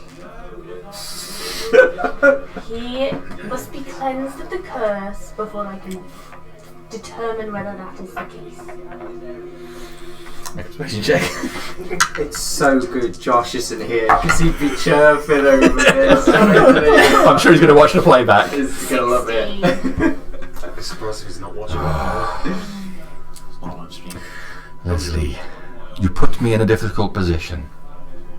It's my job. My whole purpose here at the moment is to make sure that people who've committed crimes are locked up until they're proved to be innocent or hung.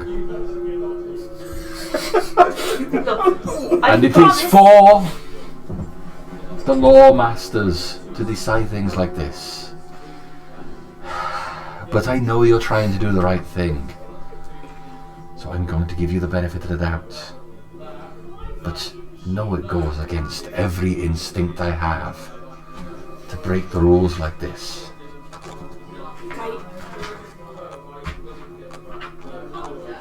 I am just trying to follow Imogen's guidance. I know she's with me. I spoke to her. And I was right about Hela. You were right about Hela. And I found that out through Imogen's guidance. And now I have another friend in need.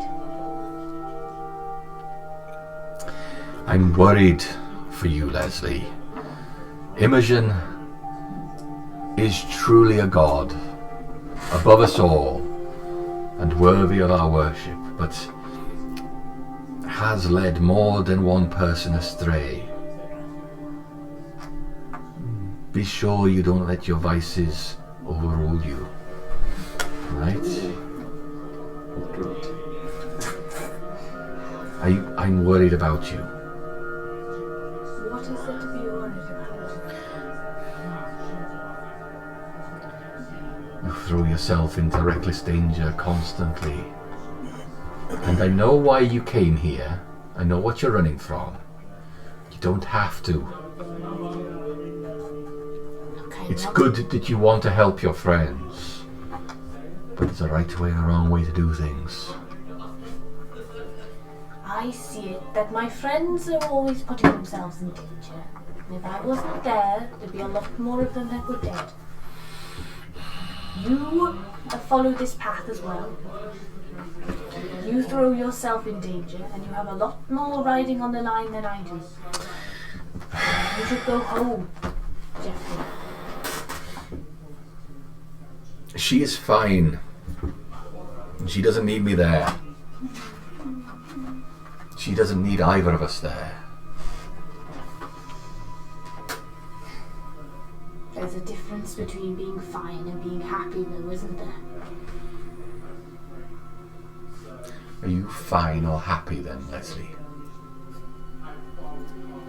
My friends make me happy.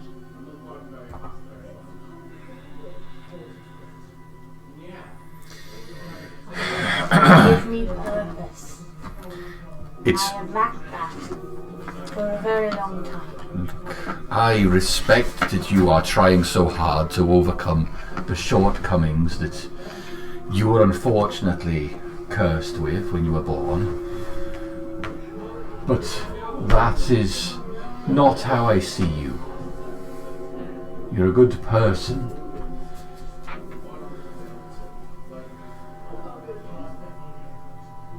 True, things have come easier to me.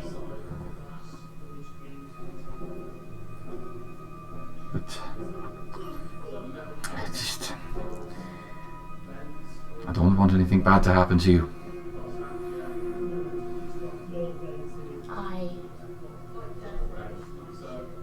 I appreciate your concern, Jeffrey. But maybe you should take my advice this time.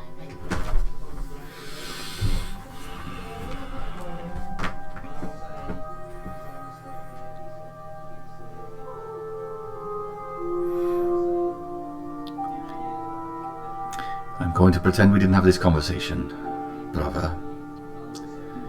But if I find out that you have hidden criminals, I will have no choice but to report it and follow the law.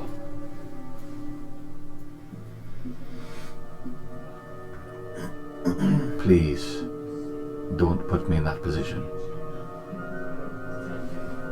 I am following the path of my goddess. I will make the right decisions.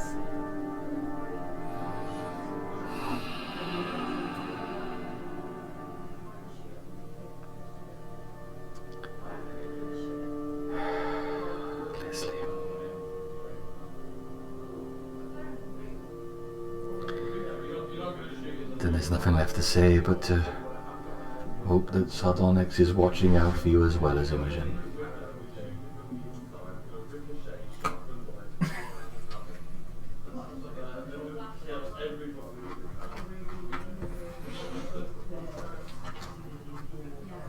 Be careful. Please.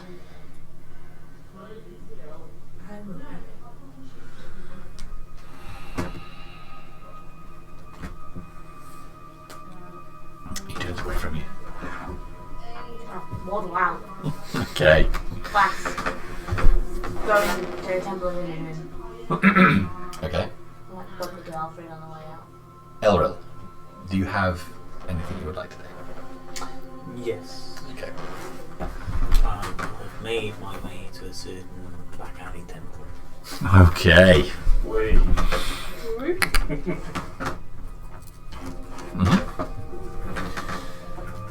I'll stand at the door, dust myself off, kind of like look at the chainmail. I need to upgrade this.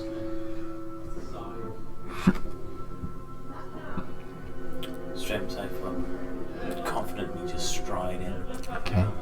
You stride in. You immediately see a person there who smiles and nods as soon as you come in. Greetings. Good evening. I need to speak to the High Priest. He is in the main room. I'm sure he's expecting you. I'm sure he is. Okay. So you go through, and there are a few people. There's not anything. There's no particular sermon going on or a ritual, but there are a number of people here, milling around and talking in small groups. You go into the main room, and you see a couple of people nod at you, but most people pay you no heed. Sorry, just going up to the guy's name.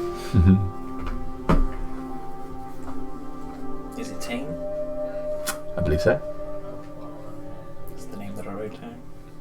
So, does see him? Yes. You're talking to someone and looks up as you approach. Tane. Pleasure as always. Your path has led you here, I see. It's always meant to be. Had an interesting encounter. Some vampire called Nash. Obviously, he wasn't meant to be here. Well, you have shown great skill to ensure the path is singular.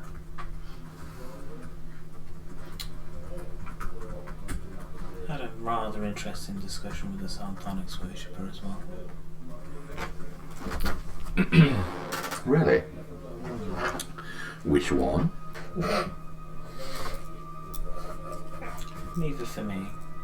I will work with her. I will be on a boat for a few days with her.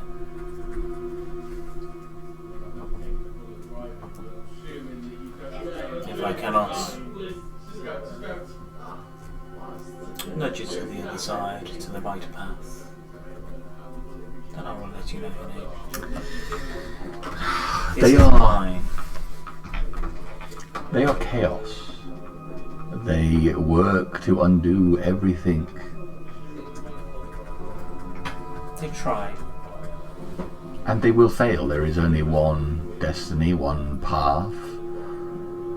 But we can be knocked off the path and struggle to find our way back on. If this sardonyx worshipper is a problem, maybe it is her fate to pass on. It would not be you deciding to do it. It would just be what was going to happen. I understand. There is endless liberty when the decision is not truly yours.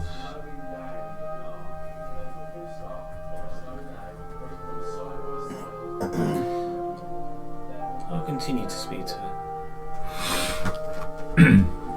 What will be, will be. I feel that my path here is to offer you comfort, that there is no guilt to feel. You were going to do it anyway.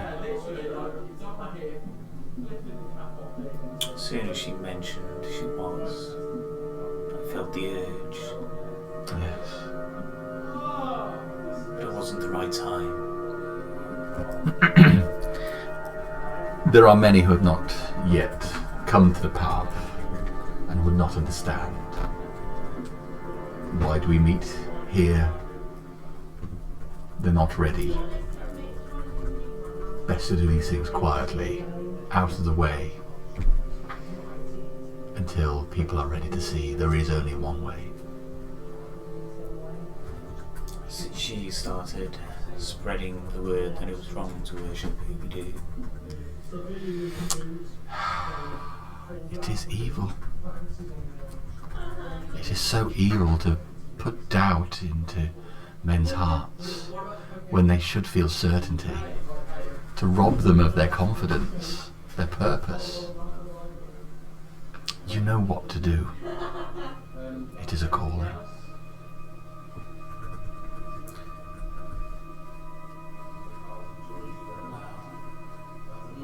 It has guided me so far, and it is time to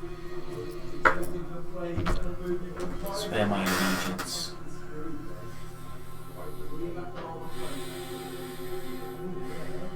I'm ready to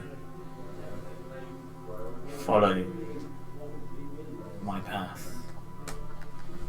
Walk the path, brother.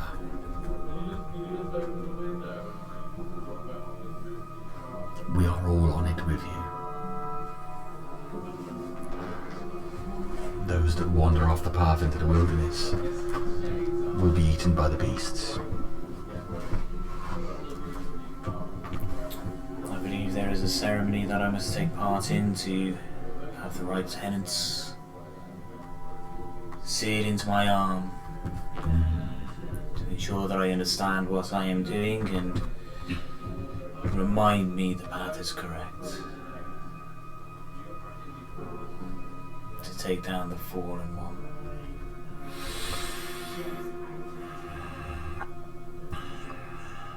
You speak true. You did not choose this. We just need to be reminded. I'll start stripping my chainmail off. My undergarments. Let us give you true purpose, brother. I'll go kneel at the altar. Okay. And the ritual will play out, giving you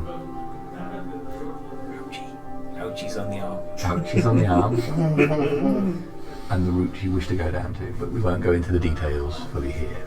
Yep. Alright. Temple of Imogen. When you come out of the halls about the same time. Bump into I'll you, walking bump quite into you fast.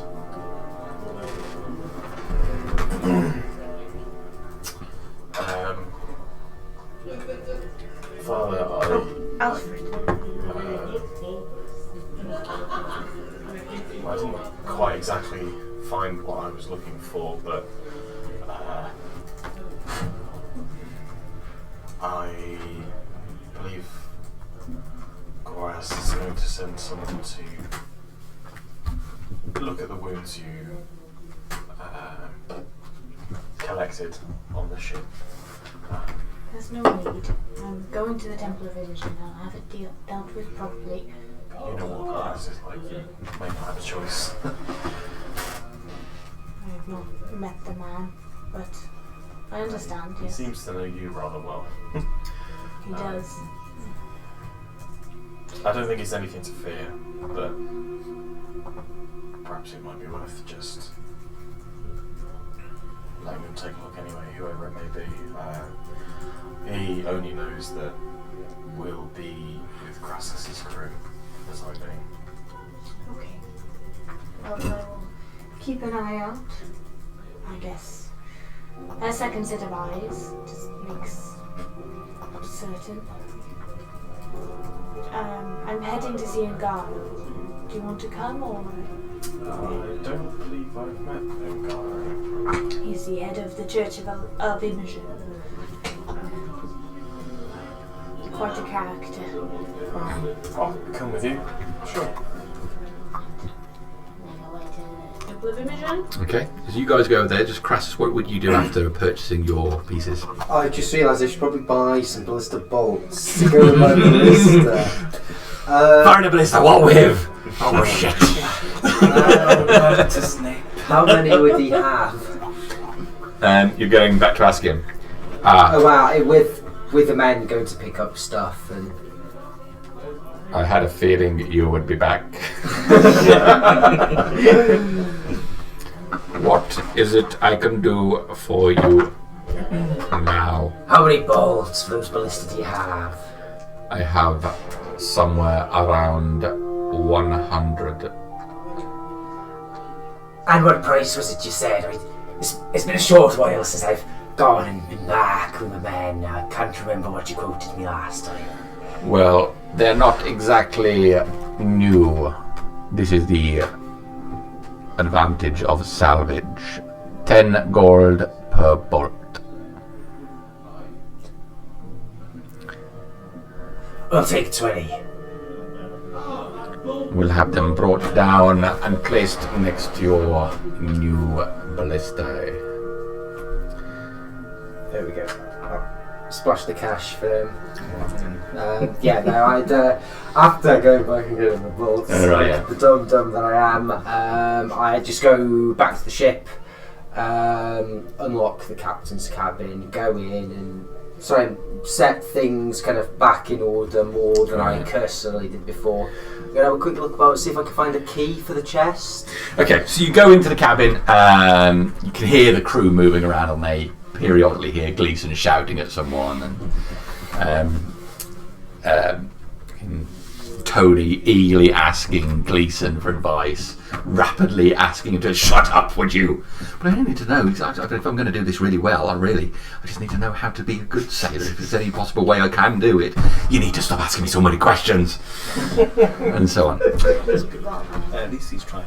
But you open the door to the cabin and get a blast of air as one of the towards the back of the cabin there's a row of windows and the air's flowing freely through there, just blowing through the room with a cold blast. It's all dark in here, no lights on at the moment.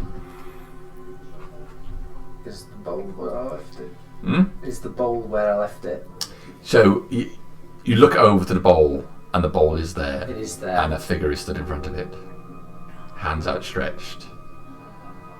Avasti! What think you be doing in my quarters? Leave! The figure hunched over pulls up to its full height. This is masturbating into the bowl. Deceiving elemental. That probably exists on the It's going to be internet. exclusive if it's anything. It's gonna be Father Howell's. Like, Okay. The figure pulls up to its full height. You see this, and as it does so, you see the spine on its back stand up proud. 8 foot tall as this thing turns round, standing up, wide, white eyes, as its mouth turns. Are we talking like the ones under the lighthouse? Ely or Swagin? We are talking. Fuck. Yeah, 1, 2, 3, 4. Actually, it's just you and the crew. Yes, it is. That's you and the why crew, I'm yeah, so upset. I'm currently passing out through pain. Some fucking big Swagin boy. Oh god. So is that he just turns round and leaves the bowl? Or is that He just turns round to face you. Roll initiative, Gratis. Yeah, I was just gonna shout at him, what the fuck do you want? Oh my god! What do you get? I rolled really well. I rolled a 19, so that's a total of 80. It's probably the highest initiative really Crassus has ever had.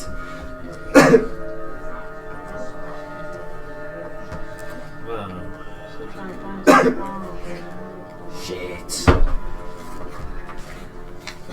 Shit. I got like no message or anything like that. And I've got a feeling I'm needed elsewhere. still got the water breathing though, which is good. Thank Sorry, God that's I must 24 hours. I am needed.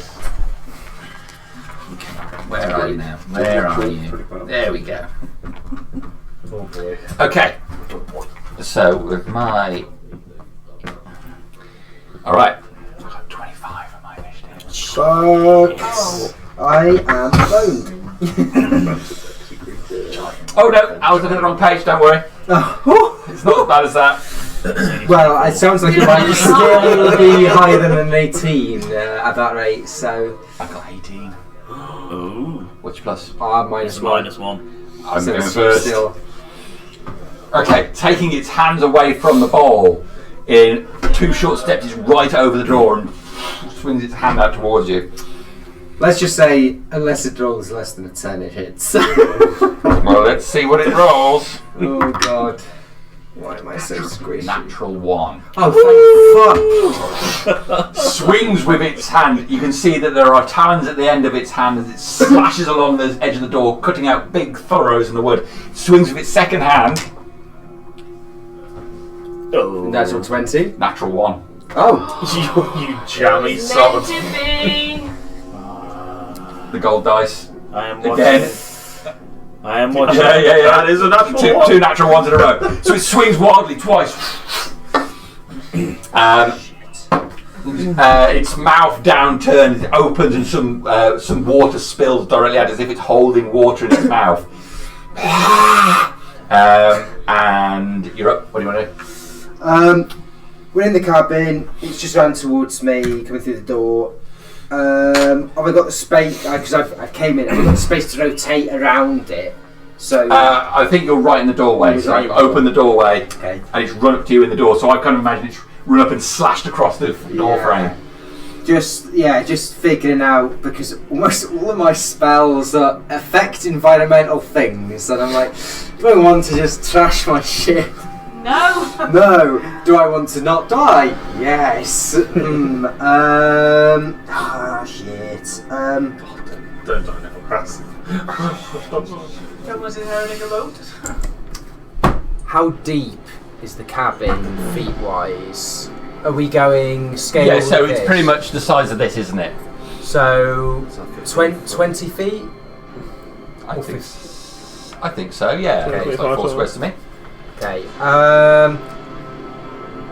And is that that the desk with the bowl on is in the last 5 feet? I would put it to the side. I I'll would put it on imagine the you side, put it on okay. there. Yeah. That's not so bad then. I'm going to cast a thunder wave. Okay. I'm going to cast a thunder wave at 2nd level.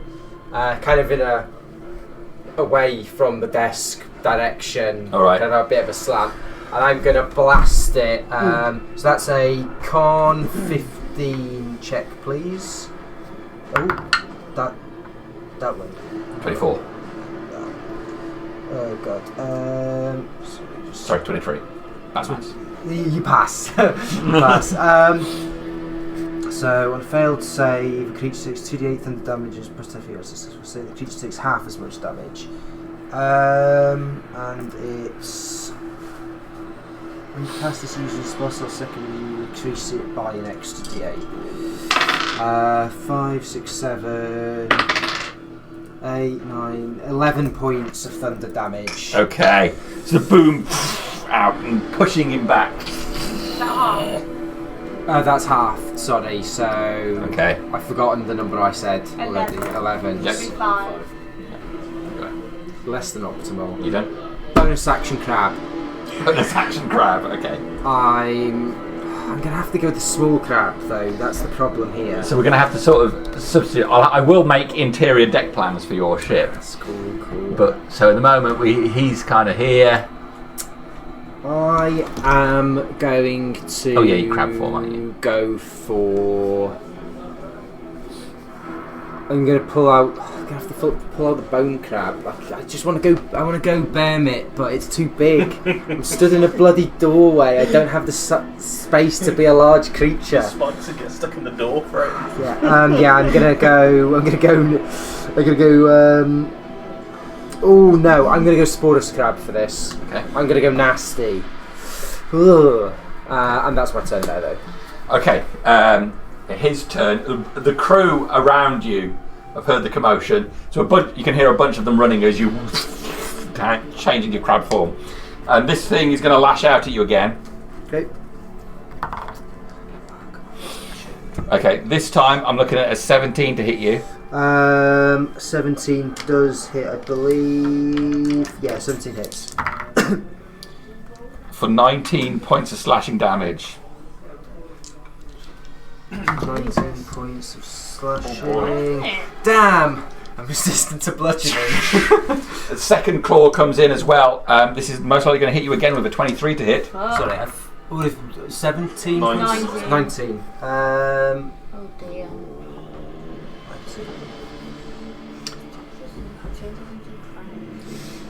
Gonna get fucked up. And the second one is an additional 11 points of slashing damage. 19, 20... 30 total of it. Yeah, I've got 3 hit points left already. Oh my God. Okay, he's touched me, so can it... He's touched me in inappropriate places. So can Can he walk on the crab where he touched Fucking hell, Harriet. that scared me. Run away! Yeah, we're doing booms sound out effects now. for 300 foot. Can he make a DC 12 con check for me, please? He can.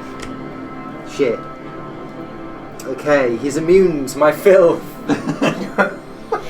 Yeah. Swipes his claws over you and then licks his claws after him.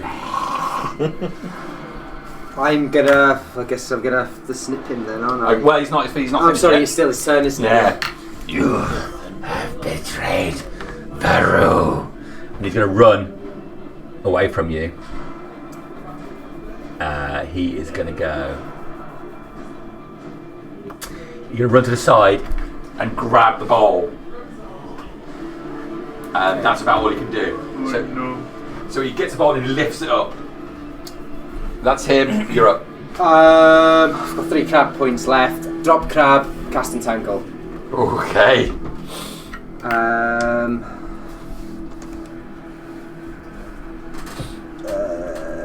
Sorry, wrong way for spells. Have a weird version of this to represent the cabin now. Entangle, yeah, DC 15 strength. Where have I gone? Don't here. smoke. Whoop. DC 15 strength. 16. And it's an action, so I'm limited to what I can do.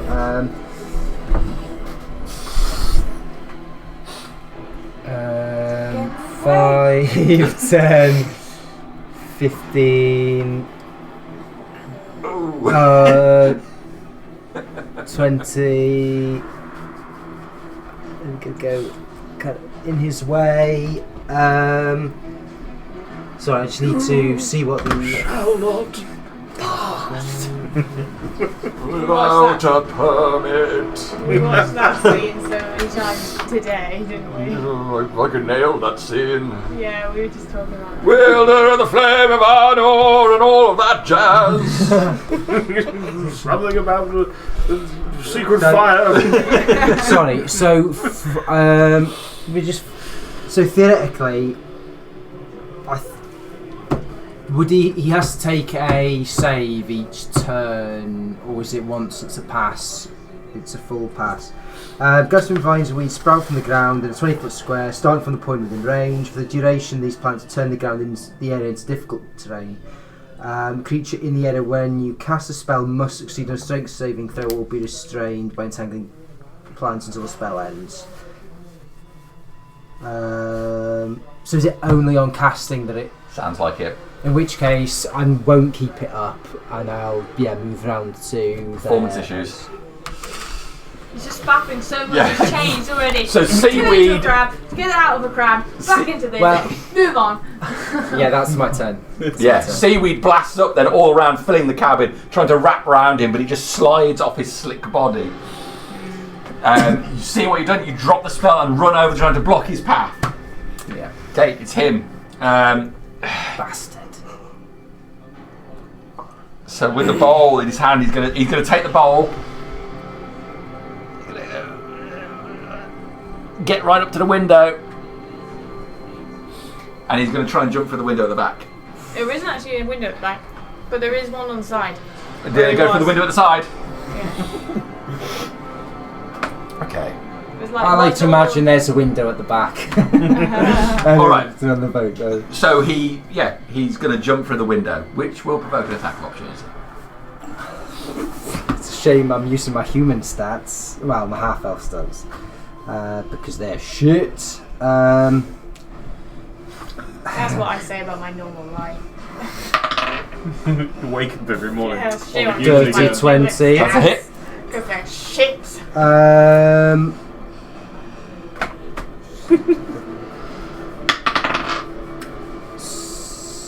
6. Yeah, just d6 damage. So 6. 6. Okay. So you what is he using on him? Quarterstaff. Quarterstaff. So you slap him with the staff as he pushes the bowl through the window. There's a as it hits the water. But he pauses. He's got fucking friends in the drink, hasn't he? Bastard. Turns back towards you. And he's just in the window now. Through a campfire. And he drops out into the water. Gonna fucking jump after him. Okay. Like just to see. Yeah. Straight out the window. As you can hear on the top, everybody, bowls to the side! As Gleason's organised a bunch of people on the deck, you hit the water hard and in. Only one ballistic a minute. Looks like we'll be testing them sooner than planned. Okay, so you hit the water. Now it's dark. Obviously night time, so you just get a glimpse of light from above. Where half like elf, 60-foot dark vision. 60-foot dark vision. In that case, you can see down in the water. He's gonna have a good swim speed, and I don't. So like, I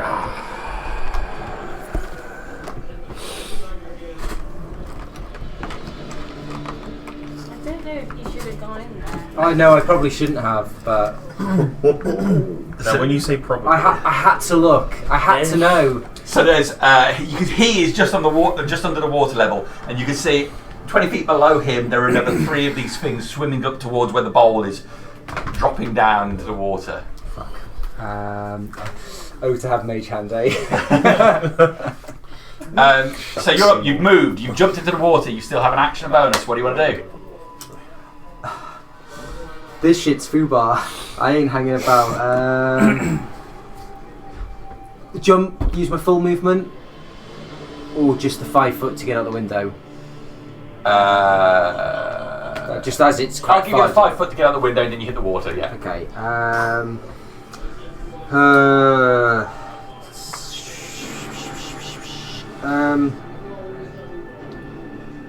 If a character doesn't have a swim speed, what speed do they swim at? Half movement. your move. Okay. And it's usually some form of roll if you're in open water like that.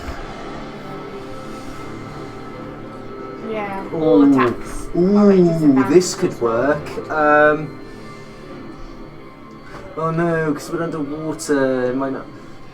What would be your ruling on a tidal wave working underwater? It would affect the water, so yeah. We watched. Is it got verbal Impossible, requirements? Oh yeah, it does. Never mind. I think You are at the. I mean, but you have just under the water. You could stick your head up and say it. It would just be virtually impossible underwater because you can't say the verbal components. Sorry, I'm just checking what it says about unattended objects. I suppose it's a way. I'm going to spaff a 3rd level spell on a tidal wave, and I'm going to. Do it, just don't that one. So, how many feet is the bowl away? The bowl is 20 feet away from where you are now. Okay.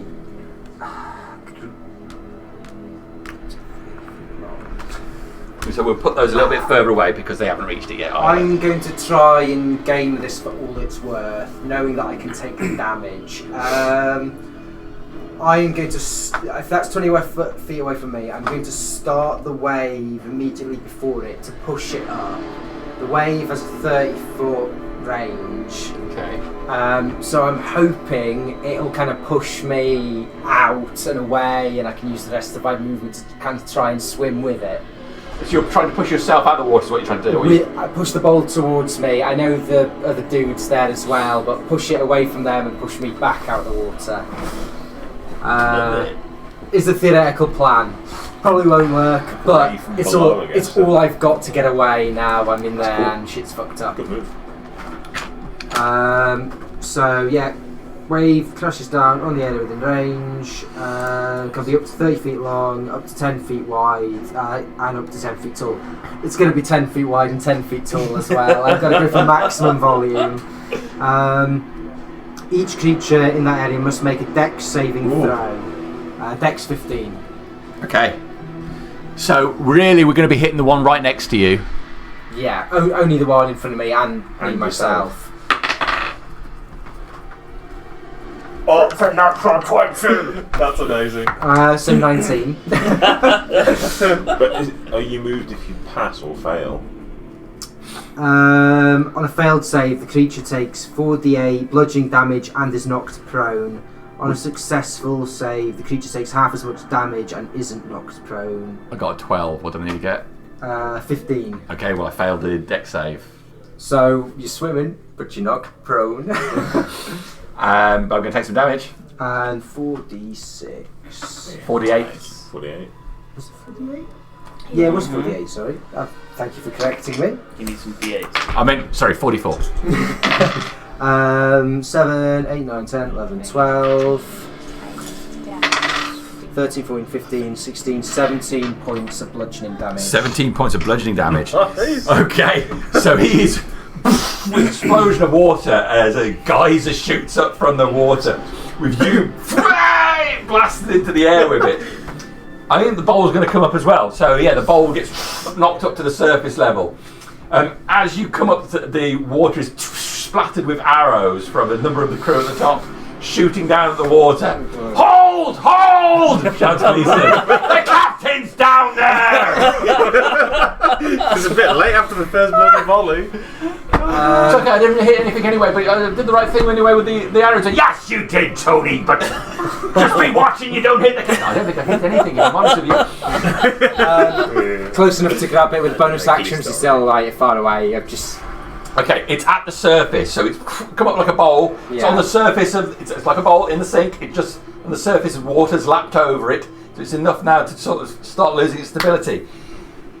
He is still. So they're down. He's up at the surface. It's his turn, so that's on the surface now. He is going to.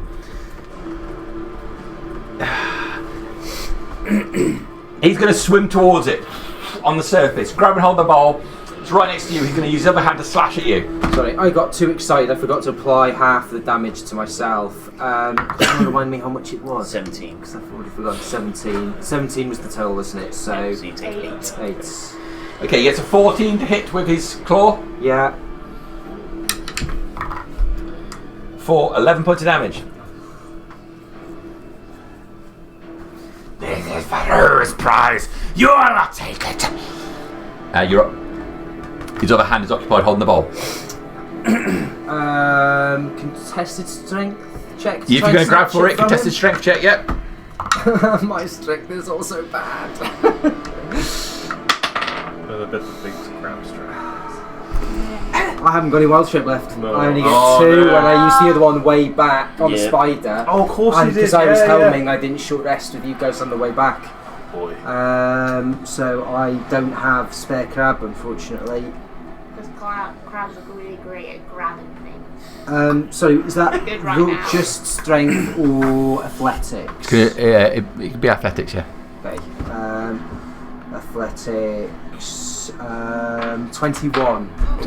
Okay, you reach out and grab the bowl, pulling it, and it slips from his grip as you pull it away from him. Got swaggy hair. I'm for the edge. Full move towards Thing. He'll take an attack opportunity Yeah. from you. On you, rather. Rolling a 3, giving me a total of 8, so he's going to miss you. Oh my god! 5, 10, 15. Wherever the closest edge is, whether that's the dock side or a beach or the boat, Okay. whatever's there. The crew take 6 attacks, pepper in the water with arrows. And he drops beneath the water level. Get back to the ship. They throw ropes down and pull you back up with the bowl. Oh, it was meant to be, Sam. Nice. I knew I should have jumped in, but I was like, I can't let them have it. I have to see what's down there. Oh god. Alright.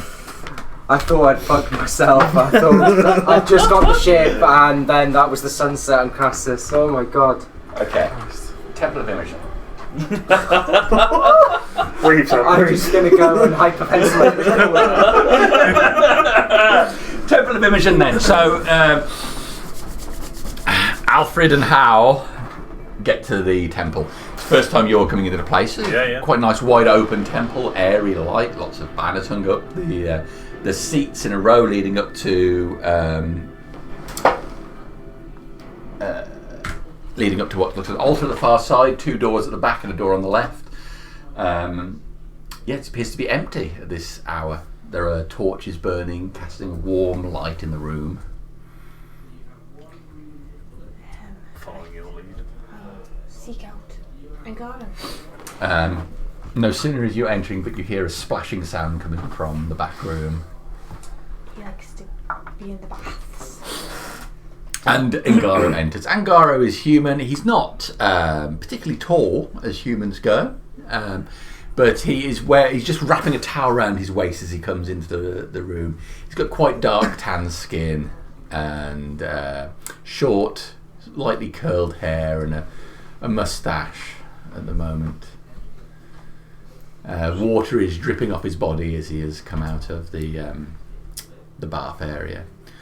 I am so sorry that I was preoccupied, but it is so often the case. What is it I can do for you this late hour? Have you brought Percival back for me to keep an eye on? No. Percival is still aboard the ship. We're about to make the journey to deal with what we need to. I understand. Who is your friend? This is Alfred. Alfred, a pleasure to meet you. I am Ingaro, the head of the Church of Imogen. Tell me about yourself. There's no need to be nervous. Look into my eyes. You touch my tra-la-la.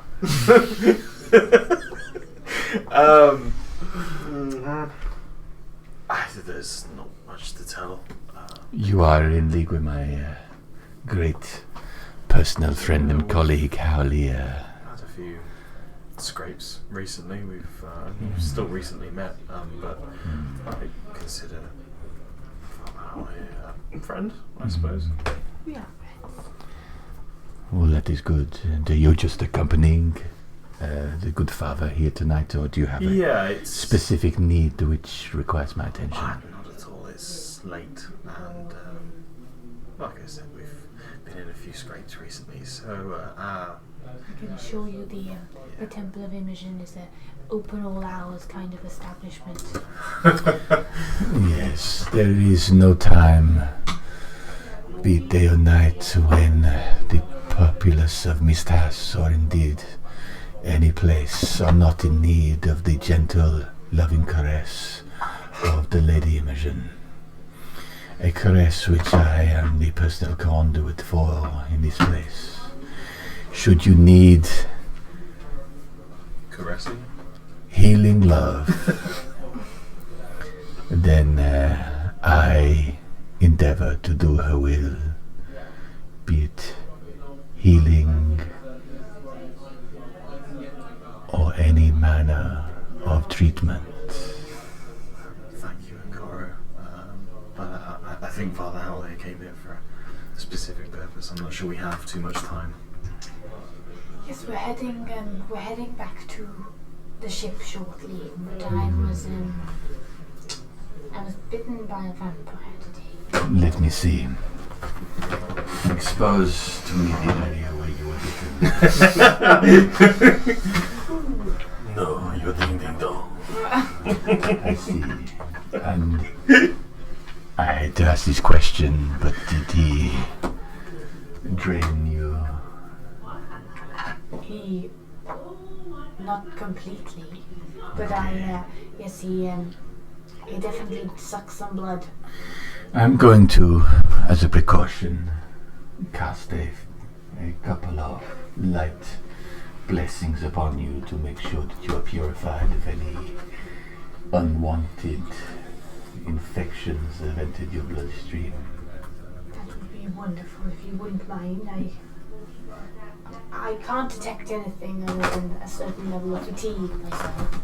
And one of the paladins, a new friend, has cleansed me as well, but I thought it'd be best to seek your guidance. It is always good to have new friends, and I'm glad to see that you are finding your way with so many people. Your friend Alfred here, were you bitten by this vampire? I wasn't there. I'm very glad to hear it. Well, Father Hal, you follow me into the back room and I will make sure you are fully treated. Alfred, you are free to relax in here. We have pews, but unlike some other churches, we also have comfortable cushions. Failing that, we do have some rooms in the back where you can lie down if you wish. You look like you are exhausted. Thank you. I'll make myself comfortable. All right. While you are here, I would urge you to take a moment to contemplate Imogen. She will hear you in this house. Now, follow me into the back room. Let us get you seated. While you're also just with my Alfred, there's a very nice pool. All right. Silif, you get more and more frustrated as you wander around town, casting the spell again and again. It's not here. It's not here. Absolutely certain the book is still somewhere. It's not gone. You feel yourself getting more angry. The more you look for it, the more certain you become that it's there somewhere. Where have they hidden it? Why have they betrayed me?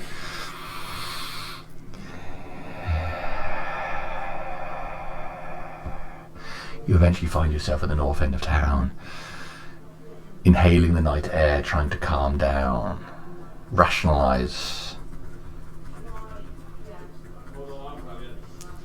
them. Damn them. I think that's where we're going to leave it tonight. Okay. My heart rate's finally slowed down. Yeah, there we go. Cool.